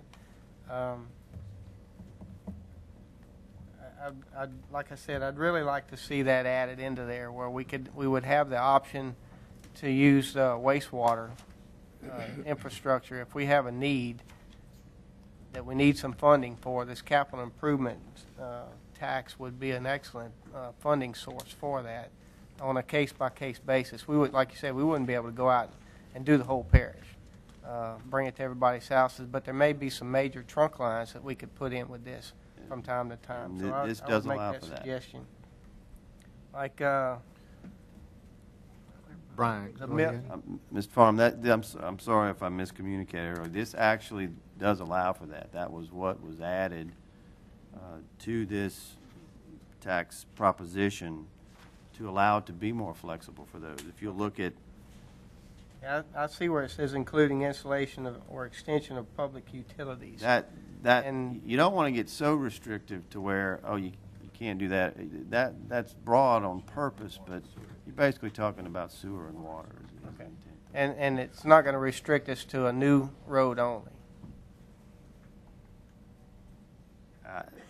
No, I don't think it will restrict you to a new road only, but the If we have some intent- flexibility there to add some sewer trunk lines where we need to do that, I'm very much in favor of that. I also can support the 3.27 mills. That the people have spoken. They said they don't want an increase. I do agree with my colleagues that the 1.5 is not an increase. It's been there all along. We've chosen to levy it at a lower rate. So I'm comfortable with both of these, but I do want to see us have the capability of putting wastewater infrastructure in if the need arises in place to place. Thank you, Mr. Chairman. Thank you, Mr. Farnum. Mr. McMillan would like to respond Thank on you. that? And everything Mr. Farnum said, I almost agreed with. The part that I think would be a tremendous olive branch for us here in Calcasieu Parish, as we went around to these Rotary clubs and Kiwanis clubs and talked about it, although this is being funded on the 2 satellite spots, I'd love to see all of Shannon's people in Ward 1 be able to bring their trash here as well as somebody inside the city limits. If we're going to man these and we're going to have these, and this is going to be something new for the parish, let's put everybody in that mix. Let everybody. Then I think that when we're out selling this tax, the 3.27 as well as the 1.5, this would be another thing that we could bring to the table and say, hey, a rising tide lifts all boats. Everybody's going to have this opportunity to be able to dump their trash in these 2 satellite things. I'd like to see you maybe not press that so much, and let's see if we could use that as to our advantage to help get these passed as another olive branch to the folks in the parish. Okay, Mr. McMillan. Ms. Landry, you'd like to respond? Thank you, Mr. Chairman. I was just going to mention, the city of Lake Charles already has a facility. So, I mean, the people inside the city already have a place to go. And I know if it's a business if it's an individual, I don't think they charge anything. I don't know if it's a business, it seems like there's a small fee. And I guess if you don't live inside the city, I think they still take it, but there may be a small fee, and it's minimal. Once, we could, if it passes and it's set up, we could possibly think of doing the same thing. But, I mean, I'd rather take it and not charge them anything than them to drive out south of town or wherever and go dump it on the side of the road, because that's what they're doing now. So, who pays then? We're paying. And it's in more than one way, not just by picking it up. You're paying in what it's costing you in economic development when some fella comes from out of state wanting to put something here and it's a filthy, and he sees all the trash on the side of the road. He decides he's going to put it in Florida or Alabama or somewhere else. So, I mean, we all pay. It's costing us all, and I'd rather them have a place to go. Thank you. Thank you, Mr. Landry. Mr. Andrew Pont? Thank you, Mr. Chairman. There's been a lot of things discussed, and a lot of it with a lot of merit. Mr. Farnum touched basically on what I wanted to visit about, and that is the drop-off sites. And I just want to make a few things get cleared. It was stated that the gaming fund would provide the funds to purchase the sites and so on and so forth. Am I correct? That's correct. Right. Let me give you a scenario here, and I don't disagree with what you're saying, Hal, but let me give you a scenario here. When Hurricane Rita came through, the city of Salford set up some sites where you could bring your disposables, soft garbage, and that sort of thing. If you lived outside of the city limits, you could not bring it in. They checked your driver's license. The point that I'm trying to make here is I want to be perfectly clear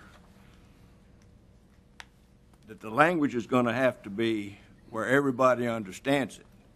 In that, if you got to set 1.5 cent sales tax that you're asking the people in the unincorporated area to pay for, how does that affect those who live inside the incorporated area about bringing their disposals? What I'm saying is, I don't want to send a message out there that I'm going to be paying for a tax that somebody else is going to use. And I don't disagree, and Chris, you're right on target, to have somebody go drop off stuff on Stegall Road like it, and that's what it is. It's become a dump site with all of the facilities and the conveniences that we provide. It's still not enough, it seems like. But what I'm saying is to you, and I hope you understand where I'm coming from, that we don't want many misunderstandings or misgivings that somebody's going to be paying for something that somebody else is going to use. And I'm going to quote what you said a while ago. I don't want to pay for a tax that somebody else is going to get free. Well, it works both ways. It's a two-way street, see? So what I'm saying is here, let's be perfectly clear with the language that we're going to provide, that there are no glitches and everybody understands who's paying for what. Am I making myself clear, Brian? Let me respond. Go ahead. Well, I'm not sure. Let's don't bury the stone here now. Let's put it on the table. If I could respond to you, and I think you're exactly on track. If we're going to use parish-wide riverboat money to help set up these things, then that's coming from the entire parish. That's right. And I like what you're saying on that behalf. With that being said, then the entire parish would have that opportunity. I just want the language to be perfectly clear, because if we don't do it, then we're going to come back and maybe have to eat some crow here. Go ahead, Mr. Breen. Mr. Chairman, just try to clarify that you're referring to 3.3 as far as no, I'm referring to the 1.5. Well, I mean the item 3.3. Yeah, okay. Covenant, I'm sorry, the covenant resolution. We fully expect that you're going to have to pass some follow-up details as far as how exactly these would work. The covenant is simply, and this goes back to an item you passed back in March for the other one when it was put on there, that you would commit to the 2 drop-off centers. It doesn't go any further than that. It doesn't specify that it's just Calcasieu Parish. You would have to get a little more clarified with your decisions on that, and we wanted to, again, keep that a little flexible. I would just point out a couple of things on the intent. I don't think you have to go any further than that. You can always do that later when you get down to the fine details if this were to pass. But I think Ms. Trimmy alluded to this earlier. There's so many things that, if you live in the city, you use something outside the city, or you live outside of cities and you go into town. I'll give you one example. Mr. Landry pointed out the drop-off, but City of Lake Charles actually provides a green recycle truck that goes stations around a lot of places. They don't have any restrictions about whether that's city or not city. So it gets to be a little tougher, and I'm not saying you're intending this. I think you're saying just be clear about what it is. I would recommend that you keep it open to all Calcasieu residents if you do this.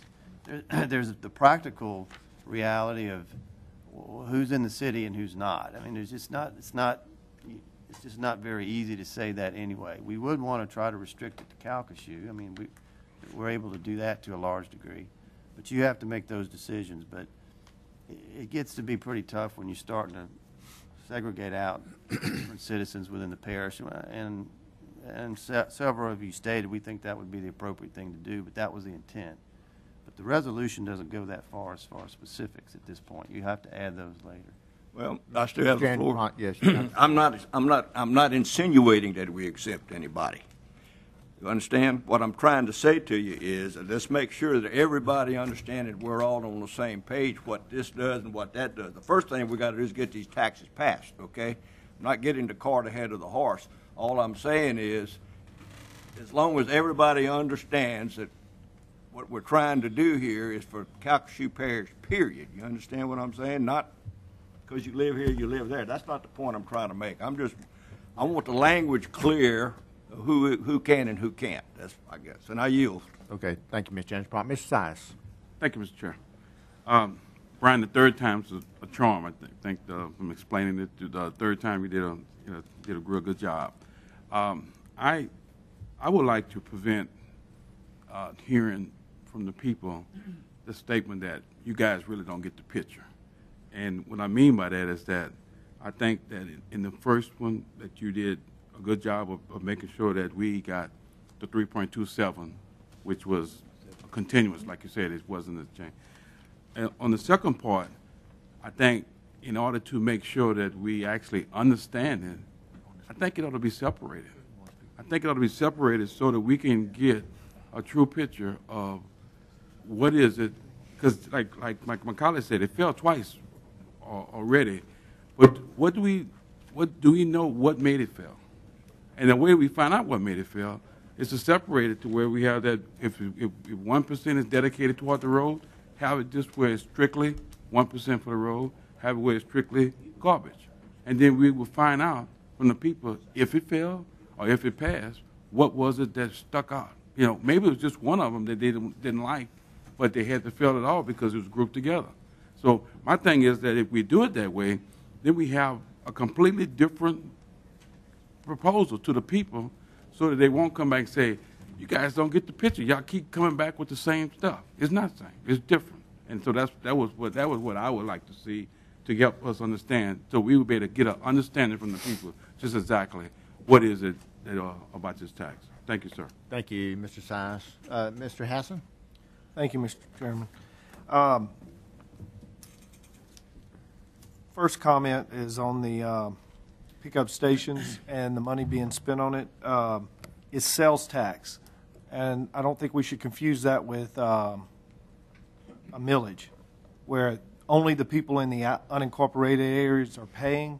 Anybody spending money in the unincorporated area is paying. So, yes, sir.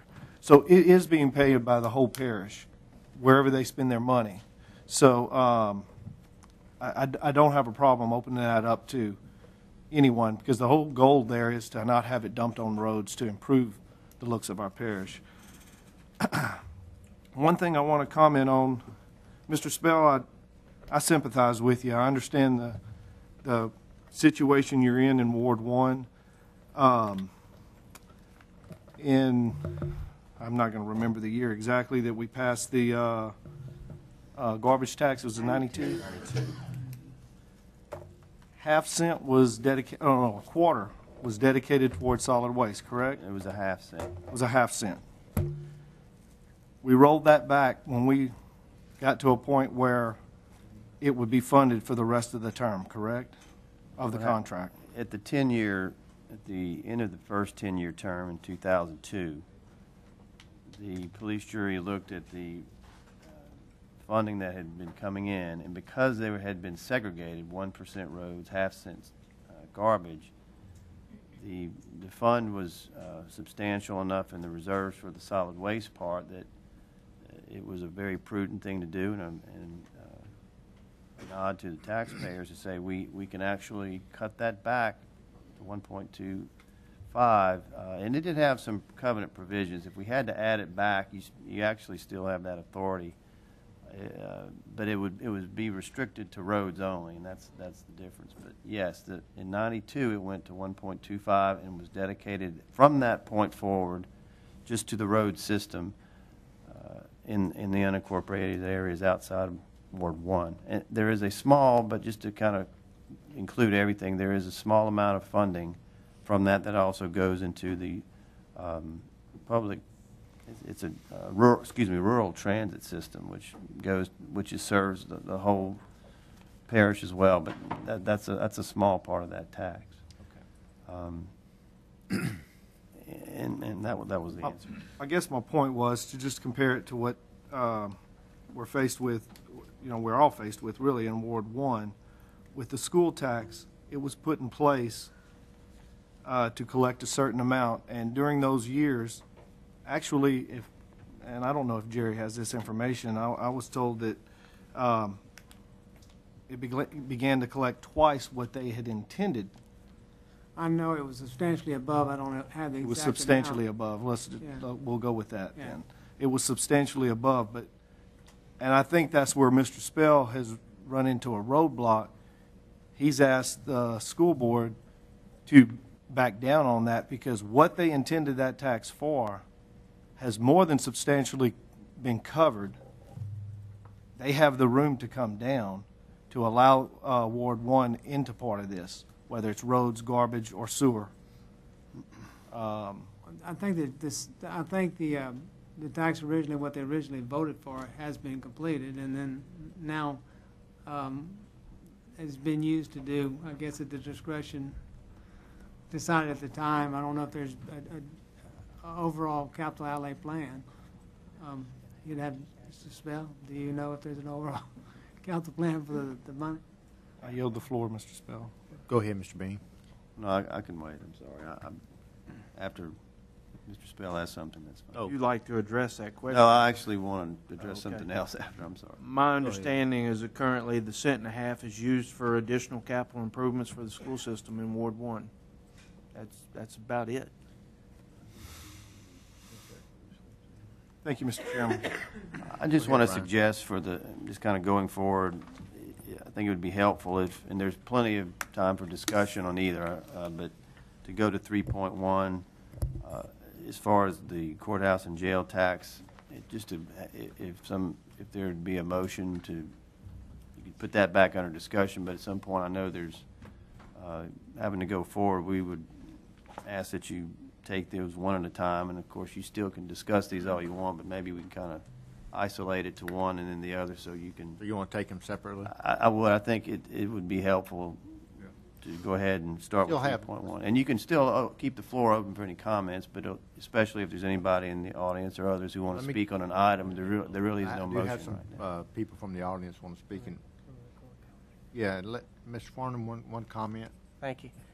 I do want to make one thing perfectly clear is that I'm not against everybody in the parish dumping at those sites at all. I just thought maybe that a millage would cover the whole parish contributing to it, even the people from inside the city limits. I do think it's a bonus. Personally, I think 4 sites would be a minimum, but 2's better than nothing. So I just wanted to make that clear, that I'm not against everybody in the parish dumping in those sites. I think it'd clean up the parish quite well if it's a matter of convenience.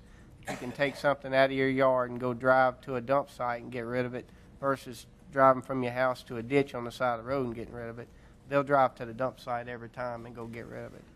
Thank you. Thank you, Mr. Farnham. I'm going to go ahead and read the bullets into the record and ask for, get a motion. We'll take them each separately. And then I have 3 speakers in the audience that would like to make comments. So I'm going to go ahead and do that.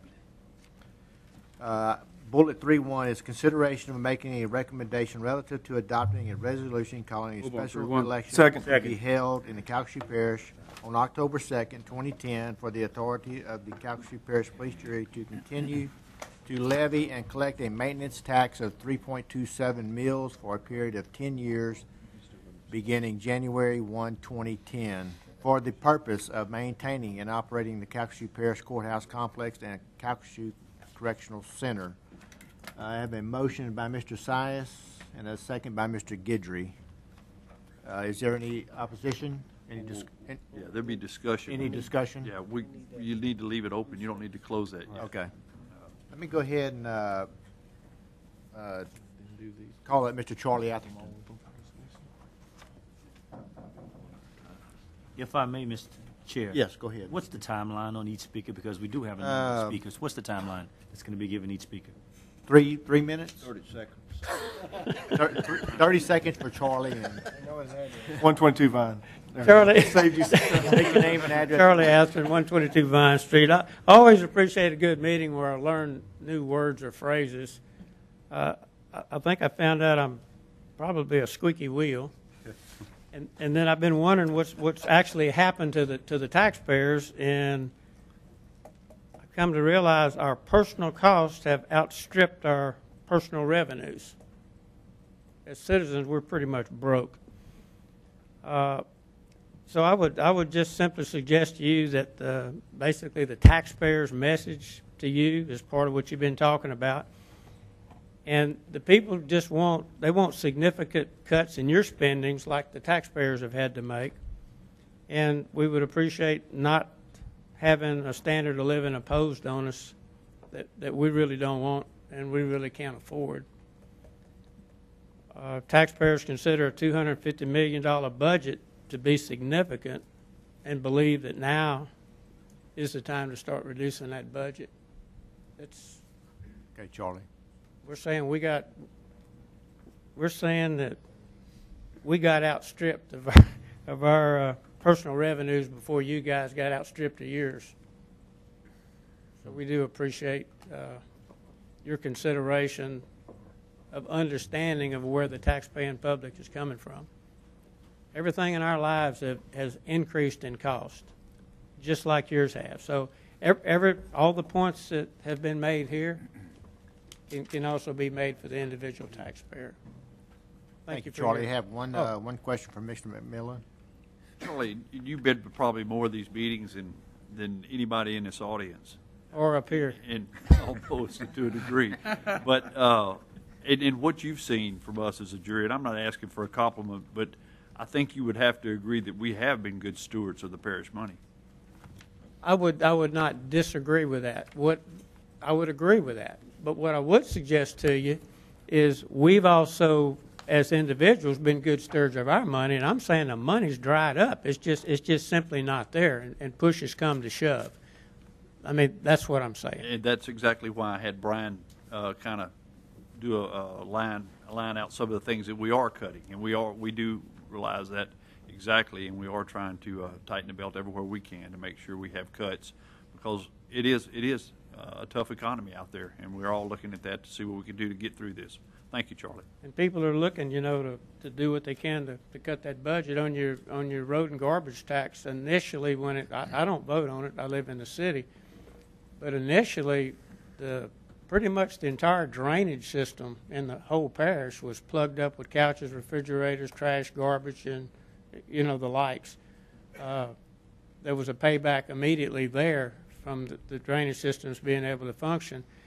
And I might mention that one of the issues that I was personally aware of, and it still goes on, not so much now because there's no jobs and very little work to speak of. But at one time we were inundated with trash and garbage throughout our parish coming from out of state and out of parish. That's fallen off, but that's something you have to keep in mind also. Okay. Thank you for Charlie. your time and attention. Appreciate it. I'll call Ann Fournette. Please just state your name and address for the record. When I get up there? Yes, ma'am. Yes, ma'am.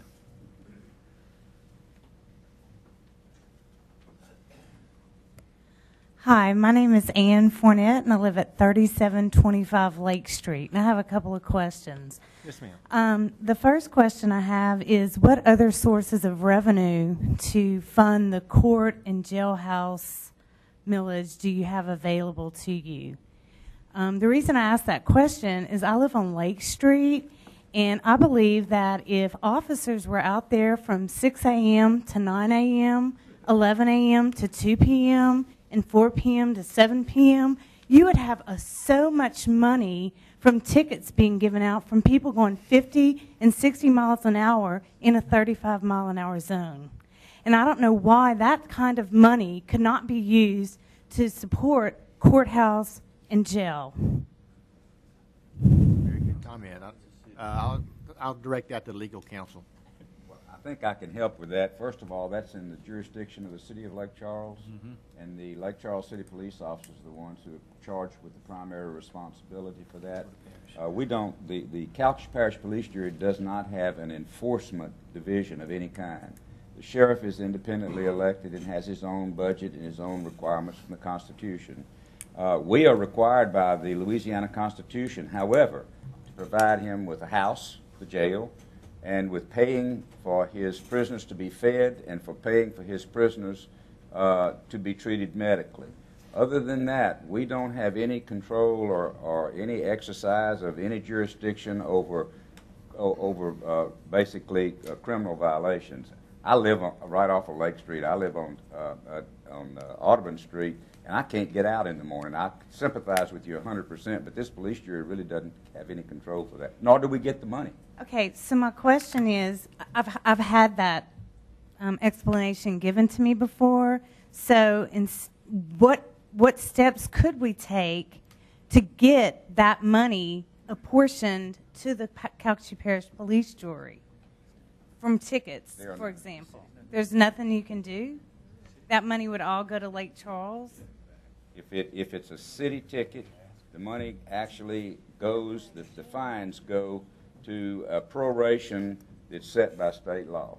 Some of it goes to the clerk of court, some of it goes to the judge's office, some of it goes to the city court in Lake Charles. Right this minute, off the top of my head, I can't tell you all the places, but none of it goes to the Calcasieu Parish Police Jury. And so if the sheriff's officers gave out tickets, that would not be utilized or could not be utilized? They can give out, and at that point, it goes to the 14th Judicial District Court, and those fines that are assessed are also set by state law, and they go to the judges and the clerks of court and some other places, but Calcasieu Parish gets none of it. Okay, the other question I have is with fiscal responsibility, and I am very fiscally responsible in my life, and I wanted to know, how is driving an SUV fiscally responsible? I mean, those are gas guzzlers, and when I see a public servant, one person, driving around in an SUV, it really irritates me. And I think that, you know, if we're going to be buying vehicles for public servants, they need to be gas economy vehicles or hybrids. Anybody like to address her? I guess I'll try to qualify. Yeah. Go ahead, Mr. Trimmy. As if you're talking about each one of us that are elected, we don't get a vehicle. We pay for and buy our own vehicles. If you're talking about like the Office of Emergency Preparedness that may have a SUV, they have a tremendous amount of equipment in these vehicles, whether it for specific departments. It's not equipped like a normal SUV. It's for emergencies. So most of our vehicles are big dump trucks or very small economy cars that they use maybe at the juvenile detention center, or that they use you know, to bring prisoners back and forth from there to here. There are some that I'm also aware of that I see what you're talking about, but until you know the background of the job that they're actually doing and what they have to do, we don't normally buy gas guzzlers. I mean, big trucks, yes. Big equipment that we have to do roads and that type of thing, yes. But I've seen us turn down bids because they were just way too high and just totally rebid. I think I can maybe ask you to step in and kind of help me a little bit, because I'm trying to give this lady an answer. And if somebody has a better answer than I do, I know there's got to be somebody with a better answer, but I think she deserves one. Well, I just didn't know what she meant by public servant. Exactly. Yeah. That was my question. Well, and I am not just talking about the police jury personnel. I'm talking about across the board. So you did address my question, and I thank you for that. I just, I think that we need to explore alternative sources of funding besides laying all the burden on the taxpayer. And that's all I have to say, and I thank you. Thank you, Ms. Fournette. Okay, we have, is Paul Swain would like to comment? State your name and address for the record. We appreciate it. My name is Paul Swain. I live at 853 Woodland Hills Drive in Moss Bluff, and I'd like to thank you guys for the privilege of being able to participate. I remember in 1992 having the privilege to be able to vote on the school tax, and I was probably the only nut in Ward 1 that voted no, because just having a little bit of vision, if you put yourself into a box and you remove yourself from the bulk of the parish, I think you're going to hurt yourself over the long term.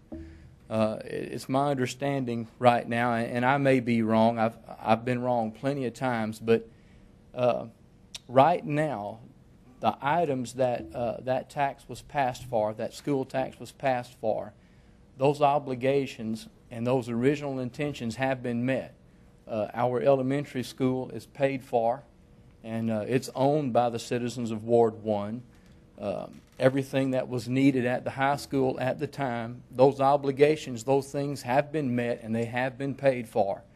The middle school is well on its way to being in the same position. We'll be one of the only municipalities, well, we're not a municipality, but we're a community. We'll be one of the only communities in the United States of America that pays taxes to a public body, but we own our own school that we don't have any say over. It's kind of strange, but that's where we are. And that's fine. I'm not complaining. I'll be the first to say, as a citizen that works his behind off and pays taxes, in the current shape that you guys are proposing, the renewal of these taxes, I'll be the first one to vote for it. It's a great idea, and anybody that can't see that, you will see it when you have to start paying for your own garbage pickup like we do in Ward 1 and some other things. But my question is this: is there a way that I could get the privilege to vote on the restructuring of this tax again? Personally, I would like to see us in Ward 1, for a lack of a better terminology, join the fold of the parish again. I'd like to see us get back in and look more like the rest of the parish. You know, I would like us to get the same schools for the same money versus paying twice the money and getting the same schools. If we could restructure that tax money, you know, instead of using pretty words like wastewater and things like that, let's go ahead and use the word sewage, because that's what I deal with every day. I know what effluent does in a ditch 365 days a year. And I would like to have the privilege to be able to vote on the restructuring of these taxes. I would like to see us get in line with what the rest of the parish is doing on our school board tax. That other 1.5, we have representatives for Ward 1 for Moss Bluff proper that could do a good job in helping us allocate those monies. If it's a 0.5 point to go straight to sewage to prepare us for what's coming down the road, that's fantastic. Put the rest of it in roads and maintenance and whatever else. But in the current structure that we're looking at right now, I don't know how many citizens there are like me in Ward 1, but I would hazard to guess there's quite a few of us that will probably be disappointed in not being able to vote on that and have it on the ballot.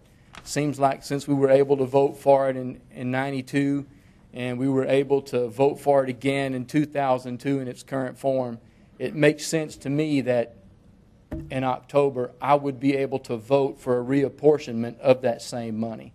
And I would like you guys to help Mr. Collins and Mr. Spell and find a way for us to get that on the ballot so we can vote on it, and then maybe we can correct a mistake that we made in 1992. I sure thank y'all. Thank you, Appreciate Mr. Swain. Appreciate it. Thank you for your comments. Okay, would anybody else have any comments before I read these? Oh, Mr. Landry, I'm sorry. I was just going to say I'm impressed because he knows a lot more about what's going on than the average person. I will tell you, he fully understands what's going on up there. And maybe Mr. Smith could answer that question for him, because That's why. as long as I've been here, I don't have the answer for it, and I don't know. And I'm sure if Mr. Spell, he would do it tonight if he could figure out a way for that to be done. And I think I know what the answer is, but I'm going to ask you. Go ahead and if you would answer that for him. If I could answer it in such a way as this gentleman and Mr. Spell would be happy, I'd be delighted to. But here is the problem. You can only assess a certain amount of sales tax on the people in the state of Louisiana. And they chose to use that cent and a half for schools, and that's their privilege.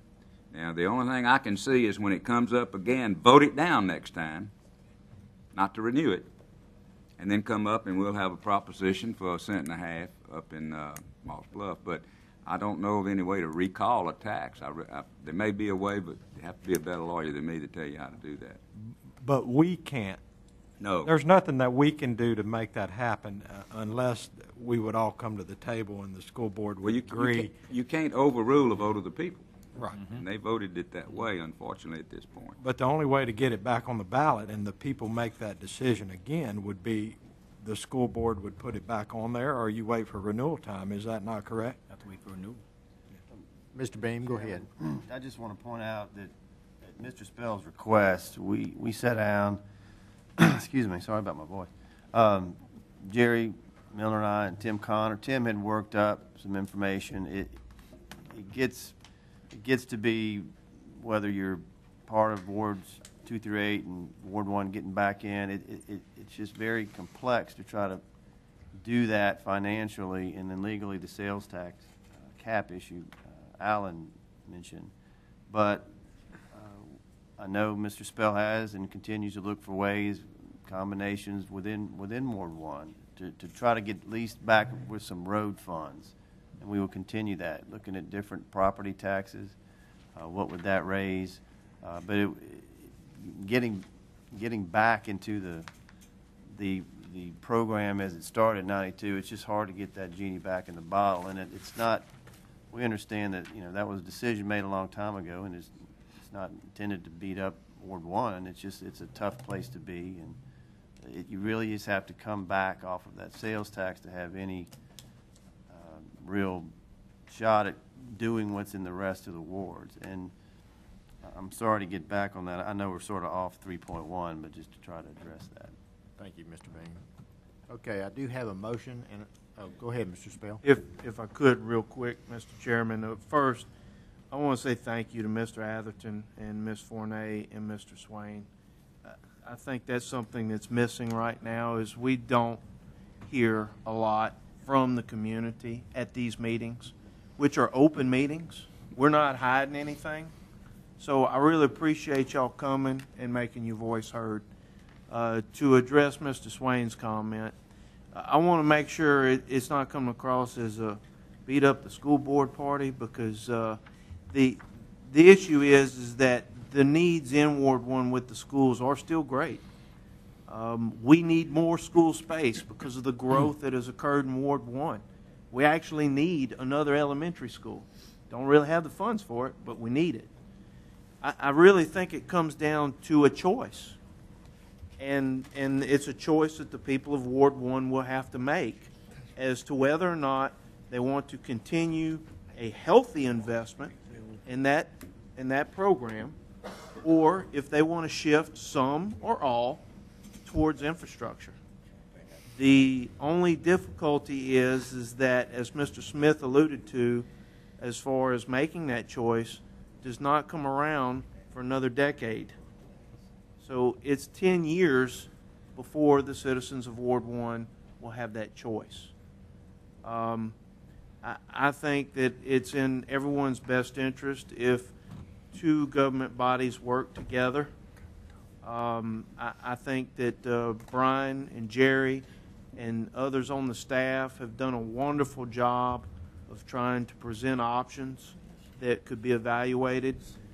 However, because of the extensive need that the school board has, they just felt it was not a feasible option for them at that time. I understand that. I respect that. But as far as whether or not to give the people that decision, that's an issue that has to be addressed with the school board. It's not an issue that this jury can address. We have informally approached them, and for whatever reason, it was not feasible at this time. I've done everything that I could have done. I've tried the best I can to bring Ward 1 back into the fold. I think now we're in a position to where we can't have our cake and eat it too. If Ward 1 wants to participate in roads, if they want the funds to go to sewer, if they want the funds to go to garbage collection, they're only going to be able to take those pieces because it would be, in my opinion, too much of a sacrifice for the school system. So I think it's a situation where there has to be some sharing going on, and the decision on exactly what is shared for what item, that's a decision that has to be made by the people of Ward 1. And unfortunately, that decision will not be available for another decade. But whether or not you accelerate the availability of that decision, that is a question for the school board. I do not believe it is a question that this governing body can answer. So I do appreciate the comments and questions, and thank you, Mr. Chairman. I yield. Thank you, Mr. Spell. Mr. Trimmie, you have a comment? No, I was going to defer to our attorney on the gentleman's question. That's all. Okay. All right. With no other discussion, Brian? No? I have a motion and a second on bullet 3.1. Like to do a roll call vote?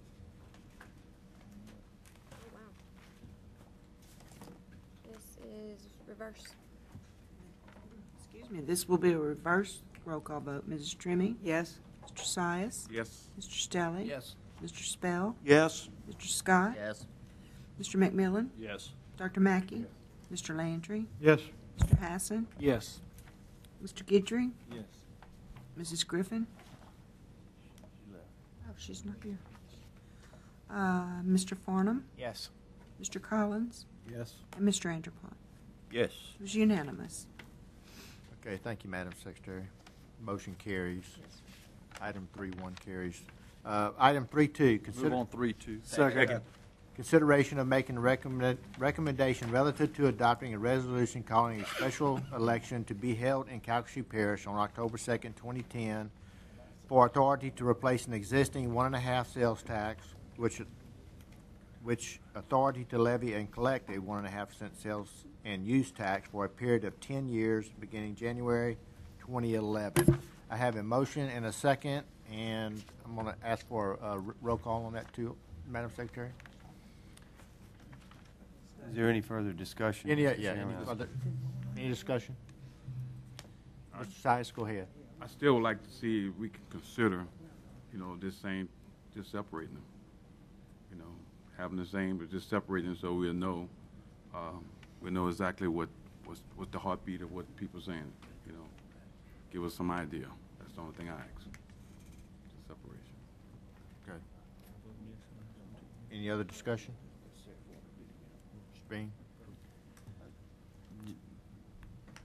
Just to make a comment on that, is the road tax, again, would be extended through the next 2 years, but the way that was originally aligned, and those two that have worked together since '92, and again, we're just going off of feedback, the proposal was based on the importance of the roads and the garbage. The garbage is driving this right now because the money's run out for that part, but it's a replacement tax, and we felt like it was really good timing to get those aligned together so you don't have this money running out for part of it. And the way it's structured is proposed, because you wouldn't have that solid separation now with the 1 cent for roads, ½ garbage. It can be flexible. We hopefully would be in a position where you wouldn't have to do that again. But that's just a point of clarification. Okay, thank you, Mr. Bean. With any other discussion? Okay, roll call, Madam Secretary. Yes, sir. Mr. Anderpont? Yes. Mr. Collins? Yes. Mr. Farnham? Yes. Mr. Guidry? Yes. Mr. Hassan? Yes. Mr. Landry? Yes. Dr. Mackey? Yes. Mr. McMillan? Yes. Mr. Scott? Yes. Mr. Spell? No. Mr. Stelly? Yes. Mr. Sias? Yes. Mrs. Trimmie? Yes. Motion carried. Thank you, Madam Secretary. You're welcome. Bullet 3.3, consideration of Move on, making a 3.3. recommendation relative to adopting a resolution providing covenants of the Calcasieu Parish Police Jury with the electorate of Calcasieu Parish pertaining to a special election to be held in the unincorporated areas, Ward 2 through 8 in Calcasieu Parish on October 2nd, 2010 for the continuation of capital improvements for roads in these areas as well as the continuation of a solid waste collection. Do I have any discussion? Hearing none, I'm sorry, Ms. Trimmy. No, I just wanted our council to just do a point review of the covenant. I'll be happy to. It's attached. I'll go ahead and address that, Ms. Trimmy. This was actually patterned off of earlier covenants. As you mentioned, we've done this before multiple times. I just wanted to get it on the word by word. Yes, ma'am. The first one just is very straightforward about the avails of the tax will be expended for what the proposition is to be voted on, which includes both roads and garbage. The next two are really centered on they're called convenience centers, drop-off centers, same thing. That's really the heart of the covenant in this. And the number two is that with passage of this tax, it would be a minimum of 2 of these centers within Calcasieu Parish where its residents may discard waste into dumpsters. So, Mr. Andrew Pond, I think that may answer your question. As currently worded, it would stipulate Calcasieu Parish residents, so appreciate the point. And then the last one gets into what types of things would be accepted. And we had covered this with you back when I think Hal introduced the motion back for the other tax, so that you would get a feel. There needs to be some parameters here. But number 3 gets into what exactly or within range of what's included as to what could be dropped off. And just briefly, the household garbage, brown goods, which are furniture, mattresses, etc., white goods, which are your appliances, and then yard waste, leaves, limbs, and grass. So it's pretty broad, and it does fill a void that some of the current contract doesn't allow for household garbage pickup. Let me state, too, in the big picture, as a percentage, relative speaking, it's not a lot of the tax. Out of the $6.5 million per year, you're talking about, to operate one of these, about $340,000 a year, which is substantial money, but relative to the total tax, it won't make or break the tax. Now these are manned centers, very, as envisioned, very nicely done with very organized areas for drop-offs, and it's not going to be a place where somebody can just dump something, leave it by a fence and leave, and we got a litter problem. So I would mention, too, that that obviously cuts down on our litter problem. So anything you do with regard to the solid waste collection, as was pointed out earlier, is going to be a great boon to the fighting litter in the parish. Thank you, Mr. Bean. Any further discussion? Any objection? Hearing none. Bullet 3-3 carries. And can I have a motion to adjourn? So moved. We are now adjourned.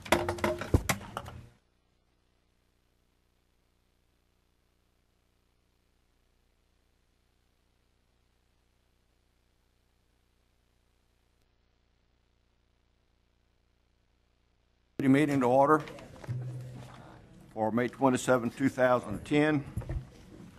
The purpose of today's committee meeting excuse me, is to formulate an agenda for the regular meeting of Police Jury on June 3, 2010.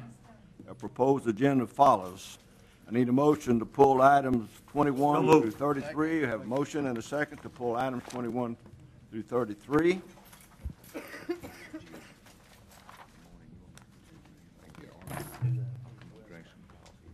21, take appropriate action to fill a vacancy excuse me,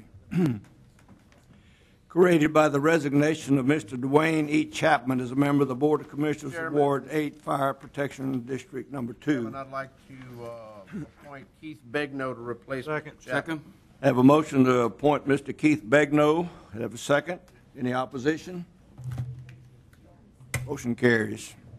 22, take appropriate action to fill a vacancy created by the resignation of Mr. Johnny Hollingsworth as a member of the Board of Commissioners of Water Works District Number 7, Ward 4 and 6. Mr. is represented District 11. Mrs. Trimmy is a liaison. She's out. Could we defer that Chairman, till may she I gets defer? back? All right, we'll defer until she gets back or if she's gone next week. 23, take appropriate action to fill a vacancy of a Board of Commissioners of the Calcasieu Parish Communication District, which was created by the recent death of Mr. Jerome Summers. Dr. Mack is the liaison. Mr. Chairman, I would like to place a nomination, Susan Gay Facilio. The board itself has different categories, and her daddy, who has been on the board since the beginning, is going to be resigning.